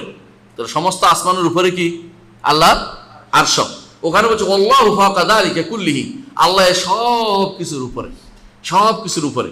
এটাও রিওয়ায়াত আমরা আগে আলোচনা করেছি এই সম্পর্কে। আব্দুল্লাহ ইবনে রাওয়াহা রাদিয়াল্লাহু আনহু, তিনি একটি কবিতা আবৃত্তি করেছেন। এই কবিতাটা দিয়ে তিনি উল্লেখ করেছেন একটা ঘটনা ঘটেছিল। সেই ঘটনাটা হচ্ছে, তিনি তার দাসীর সাথে উপগত হয়েছেন। তার স্ত্রী এটা দেখতে পারে না, পছন্দ করে নাই। তো তিনি বলেন যে কই এমন কিছু এমন কিছু তো দেখছো তুমি? তো আমি তো দেখি না, কিন্তু আমার সন্দেহ হচ্ছে। সন্দেহ দেখে কোরআন শরীফ পাঠ করে পাঠ করো। তো তিনি একটা কবিতা আবৃত্তি করছেন। দাসী বুঝতে পারে নাই, মনে করছেন যে কোরআন শরীফ পড়ছে। দাসী চুপ মেরে গেছে। তো এটা নিয়ে কথা উঠছে। এই কথাটাকে আমি আমার এই রহমান আশিফ পড়ছেন লিখছি, কিছু পাইয়া কিছু তো আর পাই না, এটাকে খুঁজে পাইছি। হ্যাঁ, পাইছি একটা। কি? উনি মুরসাল হাদিস দিয়ে দলিল দিছে। অথচ ওনারা হানাফি মাযহাবের লোক। হানাফি মাযহাবের লোকেরা সব মুরসাল হাদিসকে মানে। আর আমার এখানে মুরসাল হাদিস হলে দুর্বল হয়ে গেল, এবং দুর্বল না বানোয়াট বানায় ফেললো। মানে ওনাদের কাছে মুরসাল সবসময় গ্রহণযোগ্য, আমি ওনাদের মুরসাল দিছি আর গ্রহণযোগ্য হয় না। আচ্ছা ঠিক আছে, মেনে নিলাম। আচ্ছা তুমি এটা নিও না, আয়াতের কি করবা, হাদিসের কি করবা? এখন আর ওইদিকে আর যাবে না। ওই একটাই পাইছি, ধরে রাখে যে এইটা পাইছি, আমি আর কিছু বুঝি না। কিন্তু শত শত আয়াত হাদিসের কি হবে আমরা একটু উল্লেখ করবো। হাদিসগুলো শুনেন। আরেকটা শুনেন। হাসান ইবনে সাবিত রাদিয়াল্লাহু আনহু একদিন তিনি কবিতা রচনা করছেন একটা, শাহিদতু বিইজনিল্লাহি আন্না মুহাম্মাদান রাসূলুল্লাযী ফাওকা সামাওয়াতি মিন আলী। বলতেছেন আমি সাক্ষ্য দিচ্ছি যে মুহাম্মদ, আল্লাহর নির্দেশ অনুসারে মুহাম্মদ সাল্লাল্লাহু আলাইহি ওয়াসাল্লাম আল্লাহর ওই সত্তার রাসূল যিনি সমস্ত আসমানের উপরে আছেন। কার কথা এটা? হাসান ইবনে সাবিত, রাসূলুল্লাহ সাল্লাল্লাহু আলাইহি ওয়াসাল্লামের কবি। রাসূলুল্লাহ সাল্লাল্লাহু আলাইহি ওয়াসাল্লাম সভাকবি বলে ওনাকে, সভাকবি। এবং তিনি ছিলেন হাসান ইবনে সাবিত আনসারী সাহাবী। তিনি এই কবিতা আবৃত্তি করতেছেন। এবং তিনি এরপর আরশ মিন আর আল্লাহ তাআলা রাসূলুল্লাহ সাল্লাল্লাহু আলাইহি ওয়াসাল্লাম যে আরশের কাছ থেকে তা ইয়া পান, নবুয়ত পেয়েছেন, এটাও কবিতার মধ্যে উল্লেখ করেছেন। আমি এই লম্বাটা করব না। রসুল যখন হাসান ইবনে সাবিত এই কবিতা শেষ করছেন, রসুল বলেছেন ওয়া আনা আশহাদু, আমিও সাক্ষ্য দিলাম। তুমিও সাক্ষ্য দিচ্ছ, আমিও সাক্ষ্য দিলাম। তাহলে কি বুঝালেন? এই কথা রসুল মেনে নিলেন যে অবশ্যই আল্লাহ তাআলা আরশের উপরে, এবং আল্লাহ রসুলও সাক্ষ্য, আল্লাহ রসুল সাল্লাল্লাহু আলাইহি ওয়াসাল্লাম এটাও সাক্ষ্য দিলেন। আচ্ছা, আবু রাদিয়াল্লাহু আনহু বর্ণিত আরেকটি হাদিস শুনুন। নবী সাল্লাল্লাহু আলাইহি ওয়াসাল্লাম বলেছেন লাম্মা কাদাল্লাহুল খালকা, আল্লাহ যখন সমস্ত সৃষ্টি কমপ্লিট করলেন, সম্পন্ন করলেন, কাতাবা ফি কিতাবিন, তিনি একটা কিতাবে লিখেছেন, ওয়া হুয়া ইনদাহু ফাওকাল আরশি, এই কিতাবটা তার কাছে আরশের উপরে। আচ্ছা, আরশের উপরে তার কাছে বললে তিনি কোথায়? আরশের উপরে তার কাছে বললে তিনি কোথায়? আরশের উপরে। এইটা যদি কোনো না বুঝে কেউ, বুঝতে হলে তো আমাদের ওয়ান টু ফ্লাওয়ার লাগবে, কিন্তু এই মানুষগুলো এটা বুঝতে চায় না। এই হাদিসটা স্পষ্ট বুখারীর হাদিস, এটা বুখারীর হাদিস। কি ওখানে লেখা আছে? ইন্না রাহমাতি সাবাকাত গাদাবি, আমার রহমত আমার ক্রোধের উপরে প্রাধান্য পাবে, আমার রহমত আমার ক্রোধের উপরে প্রাধান্য পাবে। বুখারীর হাদিস এটা, বুখারীর উপরে হাদিস এটা। কি বলছে? আল্লাহ যখন সমস্ত সৃষ্টি কমপ্লিট করলেন, তখন তিনি তার আরশের উপরে একটা, তার কাছে, এটা বলেছেন, তার কাছে আরশের উপরে একটা কিতাব রেখেছেন, যার মধ্যে তিনি লিখেছেন যে আমার ক্রোধের উপরে আমার রহমত প্রাধান্য পাবে। ইমাম বুখারী হাদিসটি বর্ণনা করেছেন। এটাতে কি করবেন? আল্লাহ কোথায়? তাহলে আরশের উপরে। তিনি বলেছেন আমার কাছে একটা কিতাব আছে, এটাতে লিখেছেন। এটা কিন্তু লহে মাহফুজ না, এটা কিন্তু লহে মাহফুজ না, এটা আরেকটা কিতাব, মনে রাখবেন। লহে মাহফুজ তো আরশের উপরে না, বুঝে আসছে না কথা? লহে মাহফুজ আরশের নিচে, ভিন্ন জায়গাতে। হ্যাঁ, ইবনে মাজাহ রাহমাতুল্লাহ আলাইহি আরেকটি হাদিসে আসছেন, তিনি বলেছেন বাইনা আহলুল জান্নাতি ফি নাঈমিহিম, জান্নাতীরা যখন তাদের নেয়ামতের মধ্যে অবস্থান করবে, ইয সাতা লাহুম নূরুন, আলো দেখতে পাবে, জান্নাতীরা দেখতে পাবে। আলো দেখতে পেলে তো উপরের দিকে তাকাবে, ফারাফাউ ইলাইহি রুউসাহুম, উপরের দিকে, কিন্তু খেয়াল করেন, রাফাত উপরের দিকে তাকাবে তাদের মাথা দিয়ে। ফাইজাল জাব্বারু জাল্লা জালালুহু, মহান রব্বুল আলামিন তখন দেখবে কাদ আশরাফা আলাইহিম মিন ফাওকিহিম, উপর থেকে তাদের দিকে তাকিয়েছেন। কে? আল্লাহ তাআলা। আল্লাহ তাআলা জান্নাতে যখন যাবেন ইনশাআল্লাহ, ওয়া ক্বালা ইয়া আহলাল জান্নাতি, এবং তিনি বলবেন হে আহলাল জান্নাত, জান্নাতীরা, সালামুন আলাইকুম, তোমাদের উপর সালাম, তোমাদের উপরে সালাম। সুম্মা ক্বারা কাউলু তাআলা সালামুন কাওলাম মির রাব্বির রহিম, রব্ব দয়ালু রহমান পক্ষ থেকে তাদের জন্য সালাম দেওয়া হবে। ফায়ানজুরু ইলাইহিম, আল্লাহ তাআলা তাদের দিকে তাকাবেন, ওয়া ইয়ানজুরুনা ইলাইহি, তারাও আল্লাহর দিকে তাকাবে। ফালা ইয়ালতাফিতুনা ইলা শাইইন মিন নাঈম মা দামু ইয়ানজুরু ইলাইহি, যতক্ষণ আল্লাহর দিকে তাকাবে, অন্য কোনো নেয়ামতের দিকে তারা তাকাবে না। এত বড় নেয়ামত আমরা পাবো, এটার নাম হচ্ছে দিদারে ইলাহি, রব্বুল আলামিনকে দেখতে পাওয়া। দুর্ভাগ্যবশত একটি গোষ্ঠী মনে করে আল্লাহকে দেখা অর্থ হচ্ছে উপলব্ধি করা, আল্লাহকে দেখবে না। এরা আসলে আল্লাহ দেখাকে অস্বীকার করছে, আল্লাহ দিদারকে অস্বীকার করতেছে। আরেক আল্লাহকে এখানে কোথায় দেখবে বলছে? উপরের দিকে তাকায় বলছে না, উপরের দিকে তাকায় বলছে না। কারণ কি? জান্নাত কোথায়? আরশের নিচে, আরশের নিচে। আরশ হচ্ছে সৃষ্টির সীমা শেষ, সৃষ্টির সীমা শেষ। সৃষ্টির বাইরে হচ্ছে রব্বুল আলামিন, এবং সৃষ্টির বাইরে সবকিছুর উপর হচ্ছে রব্বুল আলামিন। সেটাকে স্থান বলা যায় না। ওরা কি করে আল্লাহকে স্থানে সীমাবদ্ধ করছে? না, আমরা তো সেটাকে স্থান আমরা বলি না, আপনারা বসে বসে বানাচ্ছেন। আমরা বলছি আরশের উপরে, সেটাকে আরশের ভিতরে বলি নাই। ভিতরে তো বলতো যে ভিতরে আল্লাহকে জায়গা হয় কিনা, এটা তো ভিতরে বলি নাই, আমরা উপরে বলেছি। উপরে আর ভিতরের মধ্যে বিশাল পার্থক্য বলতে হবে আমাদেরকে, বুঝে আসছে? ঠিক হাদিসে আসছে, রাসূলুল্লাহ সাল্লাল্লাহু আলাইহি ওয়াসাল্লাম বলেছেন যে জাহান্নাম বলতে আরো দাও বলবে, এমন সর্বশেষ আল্লাহ তাআলা তার পা রাখবেন জাহান্নামের উপরে। এরা কি করছে? জাহান্নামের ভিতরে পা কেমনে জায়গা হয়? আমরা বলছি নাকি জাহান্নামের ভিতরে ঢুকাবেন, বলছে পা রাখবেন উপরে, তখন তার এক অংশ আর এক অংশের সাথে মিশে যাবে এবং বলবে কাত কাত, আমি পূর্ণ হয়ে গেছি। তো উপর দিয়ে যে কোনো জিনিস আল্লাহ তাআলা দেখেছে জাহান্নামের মধ্যে তার পা রাখবেন, এবং তার পা যেরকম সেরকম আমাদের কোনো পায়ের মতো না, সেরকম আল্লাহ তাআলা উপর থেকে রাখবেন, এটা আল্লাহ তাআলা বলেছেন। তো আল্লাহ তাআলা কোথায়? উপরে। উপরে স্পষ্ট বোঝা যাচ্ছে, এই হাদিস দ্বারা বুঝতে পারলাম। আরেকটি হাদিস ইমাম মুসলিম বর্ণনা করেন, আনিন নবী সাল্লাল্লাহু আলাইহি ওয়াসাল্লাম, আল্লাহ তাআলার এই আয়াতের তাফসীরের মধ্যে ইমাম মুসলিম উল্লেখ করেছেন, হুয়াল আউয়ালু ওয়াল আখিরু ওয়াজ যাহিরু ওয়াল বাতিন, হুয়াল আউয়ালু ওয়াল আখিরু ওয়াজ যাহিরু ওয়াল বাতিন, হুয়াল আউয়ালু বিকাউলি আনতাল আউয়ালু ফালাইসা ক্বাবলাকা শাই। ইমাম নবী সাল্লাল্লাহু আলাইহি ওয়াসাল্লাম নিজে ব্যাখ্যা করে দিচ্ছেন, আনতাল আউয়ালু ফালাইসা ক্বাবলাকা শাই, আপনি প্রথম, আপনার আগে কোনো কিছু নাই। ওয়া আনতাল আখিরু ফালাইসা বা'দাকা শাই, আপনি সর্বশেষ, আপনার পরে আর কিছু নেই। ওয়া আনতা যাহির ফালাইসা ফাওকাকা শাই, আপনি উপরে, আপনার উপরে আর কিছু নেই। আমার কথা না রাসূলের কথা? সহিহ মুসলিম হাদিস কিনা? এটারে কোন দিকে নিবে? এটারে বলবে কি জানেন? বলবে তো হাদিস তো, এখন হাদিস অস্বীকার করা মানে হাদিস তো খবর ওয়াহিদ, না মানলে কি হয়? আচ্ছা, তো আয়াতে কি করবেন? আল্লাহ তো বলছে ওয়াল আউয়াল ওয়াল আখির ওয়াজ যাহির, তো বলে যে যাহির অর্থ তো প্রকাশ্য, যাহির অর্থ তার উপরে বুঝায় না। না, উপরে বুঝায় আপনি পরে আপনাকে দেখাচ্ছি, কোরআন দিয়ে দলিল দিব যে যাহির অর্থ উপরে। আনতাল বাতুন ফালাইসা দুনাকা শাই, আপনি নিকটে, আপনার চেয়ে নিকটে আর কোনো কিছু নাই। নিকটে কি হিসাবে? নিকটে কি হিসাবে বলেছে? ওয়াইযা সালাকা ইবাদি আন্নী ফাইন্নী করিবুন উজিবু দাওয়াতা দাঈ ইযা দাআনি, আর সাড়া দেওয়ার জন্য তিনি নিকটে, না হলে তিনি কোথায়? আরশের উপরে।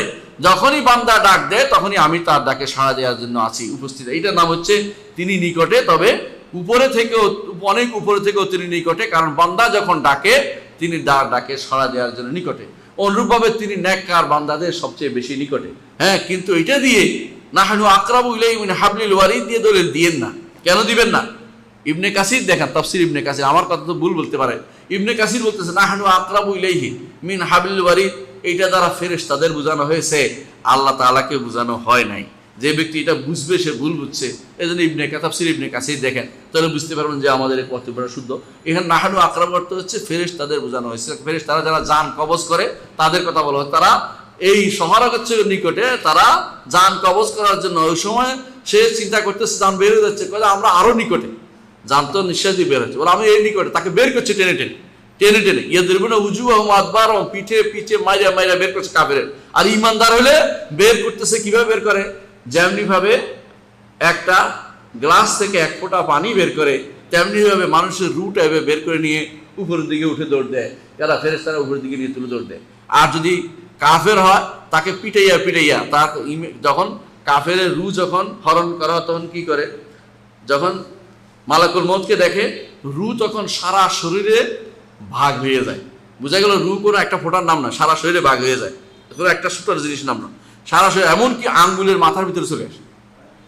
আঙ্গুলের কাফের রু এখানে এখানে এখানে এখানে ভিতরে ভিতরে পালায়, কেন? যে বের হবে না সে।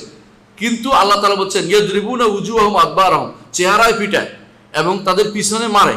এরপর বলছে ইয়াদরিবুহুম কুল্লা বানান, তাদের আঙ্গুলের মাথার মধ্যে পিটায়। কে আপনি দেখতে পাচ্ছেন না, কিন্তু পিটাই পিটাইয়া রুকে ঠেলায় ঠেলায় বের করে নিয়ে যাচ্ছে। বের করে এটা নিয়ে উপর দিকে উঠবে, উপরে উঠতে জায়গা দেওয়া হবে না। বলে না এই খবিস রুর উপরে জায়গা হবে না, এর দুর্গন্ধে আমাদের আসমান নষ্ট হয়ে যাচ্ছে, তাড়াতাড়ি নিচে নামায় ফেলো। নিচে তাকে সিজিনের ভিতরে ঢুকানো হয়। তাহলে বোঝা গেল উপরে উঠতে দেয়, আর উপরে কার কাছে নিতে চায়? আল্লাহর কাছে নিতে চায়, আল্লাহর কাছে নিতে চায়। আল্লাহ কোথায়? অবশ্যই উপরে। ইমানদার এটার উপরে বিশ্বাস করতে হয়। হ্যাঁ, এই জন্য এখানে আনতা যাহির অর্থ হচ্ছে আপনি সবকিছুর উপরে। এর প্রমাণ কি? প্রমাণ হচ্ছে কোরআনে কারিমে আল্লাহ তাআলা উল্লেখ করেছে, সূরা কাহফ আপনারা পড়েন, ফামাস্তাতাউ ইয়াজহারু ওয়ামাস্তাতাউ লাহু নাকবা। যখন যুলকারনাইন এমন এক জায়গায় গেলেন, যেই জায়গাতে যুলকারনাইন যেই জায়গাতে এমন এক জায়গায় গেছেন যেখানে ইয়াজুজ মাজুজ ডিস্টার্ব করছিল মানুষদের, রাতের বেলা এসে মেরে যাচ্ছে, মারতেছে, আঘাত করতেছে। এমত অবস্থায় ইয়াজুজ মাজুজের এই অবস্থা দেখে সেখানকার লোকেরা যুলকারনাইনকে বলল যে আমরা আপনাকে পয়সা দেব, তারপরে আপনি আমাদেরকে একটা ইয়ার ব্যবস্থা করে দেন, বাঁধের ব্যবস্থা করে দেন, একটা কি বলে দেয়ালের ব্যবস্থা করে দেন, যাতে করে এরা উঠে আসতে না পারে। তিনি বললেন যে পয়সা দেওয়া লাগবে না, তোমরা শরীরে শুধু সাহায্য করো আমাকে, শারীরিকভাবে তোমরা সাহায্য করো আমাকে, আল্লাহ অনেক কিছু দিয়েছেন। তারপর তিনি কি করলেন? বর্ণনা করলেন যে এখানে পুরোপুরি সীসাকারে বন্ধ করে, পিতল দিয়ে বন্ধ করে দিলেন, যাতে করে এরা, আল্লাহ বলছেন ফামাস্তাতাউ ইয়াজহারু, তারা এটা উপরে উঠতে পারলো না। এত উঁচু করে দিলেন যে ইয়াজুজ মাজুজের পক্ষে এটা উপরের দিকে উঠে ডিঙ্গিয়ে পার হবে এই ক্ষমতা তাদের আর থাকলো না। ফামাস্তাতাউ ইয়াজহারু ওয়ামাস্তাতাউ লাহু নাকবা, ছিদ্র করে বেরোতে পারলো, উপর দিকেও পার হতে পারলো না। এখন আপনার কাছে মনে হবে চীনের প্রাচীর যদি এটা না, ভাই চীনের প্রাচীর এটা না, কিছুই না চীনের প্রাচীর, এটা সাধারণ জিনিস। ওইটা এমন এক বিরাট জিনিস যে এটা ব্যাধ করে তারা উঠতেও পারে নাই, দেখতেও পারে নাই। এখন বলে, অনেকে বলে যে পৃথিবী তো ছোট জিনিস, এটা তো দেখে বলছে আমেরিকা তো একেবারে খুঁজে খুঁজে অল্প অল্প জায়গাতেও বেশি বলছে, এগুলি হচ্ছে আমেরিকার উপরে বেশি ভরসা করা, নাউজুবিল্লাহ। আল্লাহ যেটা লুকাইতে চাইবেন এটা কেউ বের করতে পারবে না, বের করলে তো ভাই কে আমাতে হয়ে যাবে, এজন্য এটা বের করতে পারে নাই তারা, বুঝেন না কথাটা। এইটা যেদিন বের হবে ওরা বের করা লাগবে না, ওইটা ভাঙ্গিয়া পড়বে এবং মানুষ ওরাই বের হবে, এরা বের হয়ে আপনাকে খুঁজি বের করে নেবে, আপনি টেনশন করার দরকার নেই, আপনি ওদের খোঁজার দরকার নেই, ওরা বের করে আপনাকে ধরে কি করবে, মেরে ফেলবে। এমনকি তারা এত বেশি পরিমাণে বের হবে সেদিন এত বেশি পরিমাণে বের হবে সে তারা লটকিত এমন কোনো জায়গা নেই, মিনকুল্লে হাদাবিন ইয়ানসিলুন, যেই কোনো উঁচু জায়গা থেকে লাফায় লাফায় পড়বে তারা, এত বেশি। ধরেন আপনি এখন বুর্জি টাওয়ার মনে করতেছেন, অমুক বিশাল টাওয়ার, ওসব টাওয়ার তাদের কাছে কিছুই না, ওগুলি পার হইয়া বইয়া তারা সামনে চলে যাবে, কোনো বাধা মানবে না। এমনকি তারা বহাইরা তাবরিয়া, অর্থাৎ জর্দান এবং ইসরায়েলের মাঝখানে একটা ছোট নদ আছে, নদটা তবরিয়া নদ বলে, এটাকে তবরিয়া, ওইটা এখনো আছে, দেখবেন ওই যে পানি আছে। ওই সময় তারা প্রথম গোষ্ঠী পানি কিন্তু শুকাবে না, প্রথম গোষ্ঠী পানি খেয়ে যাবে। আর এখনকার কিছু কিছু বক্তা পানি শুকিয়ে গেছে, কিয়ামত নাজিল ইত্যাদি বলতেছে, ওরা প্রথম গোষ্ঠী পানিটা খেয়ে ফেলবে, খেয়ে ফেলার পরে দ্বিতীয় গোষ্ঠী আসে এমন ভাবে খাবে যে শুকিয়ে ফেলবে খাইয়ে। হ্যাঁ, ইয়াজ মাঝে পানিটা প্রথম গোষ্ঠী যখন যাচ্ছে এরা পানিটা খেয়ে ফেলবে, টান দিয়ে খেয়ে ফেলবে। পরের গোষ্ঠী আসে বলে পানি ছিল মনে হবে না, এতখানা খাইছে ওরা, এটা বুঝবে। আর এরা মনে করছে এটা শুকিয়ে যাবে, কইছে এটা শুকিয়ে যাওয়ার সাথে এক সম্পৃক্ত না, এটা অন্য জায়গায় সম্পৃক্ত আছে, অন্য কথা। কিন্তু এখানে বোঝা যাচ্ছে ইয়াজ মাঝে কখন আসবে, দাজ্জালের পরে। সুতরাং মাহাদি আসার সাথে বহাইরে তবরিয়া শুকিয়ে যাওয়ার কোনো কারণ নাই, এরা এখন মাহাদি আসার কারণ বানানা বাইর করতেছে, এটা ঠিক না। আমি যে কথা বলতে চাচ্ছিলাম, এখানে আয়াতটা হচ্ছে এটা, আল্লাহ তাআলা বলছেন ফামাস্তাওয়া ইয়াজহারু, ইয়াজুজ মাজুজ যুলকারনাইনের এই বেড়াটা, এই যে এটা কি বলে দেয়ালটা ডিঙ্গাতে পারেনি, ইয়াজহারু অর্থ উপর দিয়ে উঠতে পারেনি, তাহলে ইয়াজহার অর্থ উপর দিয়ে উঠা। এই জন্য আনতা জাহিরু ফালাইসা ফাওকা কাশাই, আপনি সবকিছুর উপরে, আপনার উপরে কোনো কিছু নাই। এটা হচ্ছে আয়াতের অর্থ, হাদিসের অর্থ, এবং অন্য জায়গায় তো আমরা দেখাইলাম যে জাহির অর্থ উপরে, জাহির অর্থ উপরে, এটাই হচ্ছে অর্থ। এটা বাদ দিয়ে অন্য যে কোনো অর্থ করে এটা কখনো কি নয়, বিশুদ্ধ অর্থ হয় না। এই জন্য আল্লাহ তাআলা তিনি সবকিছুর উপরে। আচ্ছা, আরেকটি হাদিস বলি, জুবাইর ইবনে আবু দাউদ বর্ণনা করেছেন, জুবাইর ইবনে মুহাম্মদ ইবনে জুবাইর ইবনে মুতআম, অর্থাৎ জুবাইর ইবনে মুতআম তার পিতা থেকে বর্ণনা করতেছেন, কি তার দাদা থেকে। রাসূলুল্লাহ সাল্লাল্লাহু আলাইহি ওয়াসাল্লামের কাছে এক ব্যক্তি আসেন, বেদুইন, এসে বলেন, ইয়া রাসূলুল্লাহ, জাহাদাতিল আনফুস, মানুষের জান অবস্থা খারাপ হয়ে যাচ্ছে। কেন বলবো একটু পরে। অর্থাৎ মানুষের নিঃশ্বাস প্রশ্বাস বন্ধ হয়ে যাচ্ছে, গরম বেশি, আবহাওয়া খুব শুষ্ক হয়ে গেছে, পানি নেই জন্য। ওয়াদাআতিল ইয়ার, পরিবার ধ্বংস হয়ে যাচ্ছে। নাহাকাতিল আমওয়াল, সম্পদ শেষ। আও হালাকাতিল আনাম, জীবজন্তু ধ্বংস হয়ে গেল। ফাস্তাসকিলানা ইয়া রাসূলুল্লাহ, আল্লাহর কাছে আমাদের জন্য পানির জন্য দোয়া করেন, আল্লাহর কাছে আমাদের জন্য বৃষ্টির জন্য দোয়া করেন। এদের বলে যদি থাকতো ঠিক আছে, কিন্তু আরেকটা কথা বলছে, এটাকে রাসূল সাল্লাল্লাহু আলাইহি ওয়াসাল্লাম ডিনাই করছে, এটা বলতে পারো না তুমি। সেটা কি? ফা ইন্না নাস্তাশফাউ বিকা আলাল্লাহ, আমরা আপনাকে দিয়ে আল্লাহর উপরে সুপারিশ করি। ওয়া নাস্তাশফাউ বিল্লাহি আলাইকা, আল্লাহকে দিয়ে আপনার জন্য সুপারিশ, আল্লাহ আপনার কাছে সুপারিশ করি। তখন ফাকালা রাসূলুল্লাহ সাল্লাল্লাহু আলাইহি ওয়াসাল্লাম বললেন, ওই হাকা, কি হয়েছে তোমার, এত খারাপ কথা কেন বললে? আতাদরি মা তাকুল, তুমি কি জানো কি তুমি বলছো? ওয়াসাব্বাহা রাসূলুল্লাহ সাল্লাল্লাহু আলাইহি ওয়াসাল্লাম, তাসবিহ পাঠ করতে লাগলেন, সুবহানাল্লাহ সুবহানাল্লাহ বলতে থাকেন বারবার। ফামাযালা ইউসাব্বিহ, তিনি তাসবিহ পাঠ করতে থাকেন, হাত্তা উরিবা যালিকা ফি উজুহি আসহাবিহি, সাহাবায়ে বুঝলেন যে হায় রে, অবস্থা তো খুবই খারাপ কথা বলছে, লোকটা বলেছে খুব খারাপ কথা বলেছে। তারপর তিনি বললেন সুম্মা ক্বালা, তারপর তিনি বললেন, ওই হাকা, তোমার জন্য ধ্বংস, কি বললে তুমি এটা? ইন্নাহু লা ইস্তাশফাউ বিল্লাহি আলা আহাদ, আল্লাহকে দিয়ে কারো কাছে সুপারিশ করা যায় না। আল্লাহকে দিয়ে আমার কাছে সুপারিশ করতে, এটা কোন ধরনের কথা তুমি বলতেছো? আতাদরি শানুল্লাহ আযম মিন যালিকা, আল্লাহর শান কত বড় তুমি জানো? কত বড় আল্লাহর শান তো তুমি না জানেই তুমি বলতেছো আল্লাহরে দিয়ে আমার কাছে সুপারিশ করাচ্ছে, এটা কোন ধরনের কথা? ওই হাকা আতাদরি মাল্লাহ, তুমি কি জানো আল্লাহ কি জিনিস? এবার বলতেছে, ইন্নাল্লাহা ফাওকা আরশি, আল্লাহ তার আরশের উপরে, ও আরশুহু ফাওকা সামাওয়াতিহি, তার আরশ সমস্ত আসমানের উপরে। ওয়া ক্বালা বিআসাবিহি মিসল কুব্বাতি আলাইহি, তারপর ইঙ্গিত দিয়ে আঙ্গুলি দেখালেন যে আসমান এর উপরে আরশ, আঙ্গুল দিয়ে দেখালেন আসমান নিচে, আরশ এর উপরে, এটা দেখাইলেন আল্লাহ এর উপরে। তুমি আঙ্গুল দিয়ে কি দেখাইছেন? আল্লাহকে দেখান, কি দেখাইছেন? আসমান দেখাইছেন এবং আরশ বুঝাইছেন যে একটার উপরে একটা কুব্বা, এক কুব্বা কিরকম, ওই যে ইহা দেয় উপরে, কি বলে উপরে একটা দেয় না, কি বলে মিনার না, একটা গম্বুজ, গম্বুজ। ওই যে কুব্বা হচ্ছে মানে আরশ হচ্ছে জগতের উপরে গম্বুজের মতো বন্ধ করা, জগতের উপরে গম্বুজের মতো, বুঝছেন তো? জগৎ খুব ছোট জিনিস, এদিক সেদিক যাওয়ার কোনো সুযোগ নেই, সবগুলো তার গম্বুজের নিচে, আমরা সবাই গম্বুজের নিচে। তো এই গম্বুজ রাসূলুল্লাহ হাত দিয়ে দেখাইলেন, ওয়া ইন্নাহু লা ইয়াতু বিহি আতিতা রাহল জাদিদ বির রাকিব। আর এই যে আরশ, এটা এত বেশি পরিমাণ কে কে করে, কে কে বুঝেন? আপনি যখন নতুন একটা আগেকার দিনে গরুর গাড়ি দেখছেন আপনারা কোনোদিন? গরুর গাড়ি চড়ছেন কেউ? আমার চড়ছে ছোটকালে, মানে শখ করে দেখতাম আর কি, গরু দেখে দেখলে। তো এটা কি করে, কত দিলে ক্যাঁ ক্যাঁ ক্যাঁ ক্যাঁ করে না? তো বলতেছে যে এত বেশি ভারী এটা, যে এইটা ক্যাঁ কে পর্যন্ত করে, এটা শব্দ করে। রাসূলুল্লাহ সাল্লাল্লাহু আলাইহি ওয়াসাল্লাম উল্লেখ করেছেন। কি বুঝালেন এটা দিয়ে? যে সমস্ত জমিন, আসমান জমিনের উপর হচ্ছে কি আরশ। আল্লাহ কিসের উপরে? আরশের উপরে। এটা আমরা বলছি না, এটা আবার কেউ ভুল না বুঝেন। আরশের আল্লাহর ভারের এই আরশ পাকে করতে, যেটা বলিনি আমরা, বলছি ওইটাই যে একটা নতুন জিনিস যেভাবে অত্যন্ত চকচকে জিনিস যেভাবে শব্দ করে, এটার তো এরকম শব্দ আছে কোথায়? আরশের উপর এটা বলা হচ্ছে।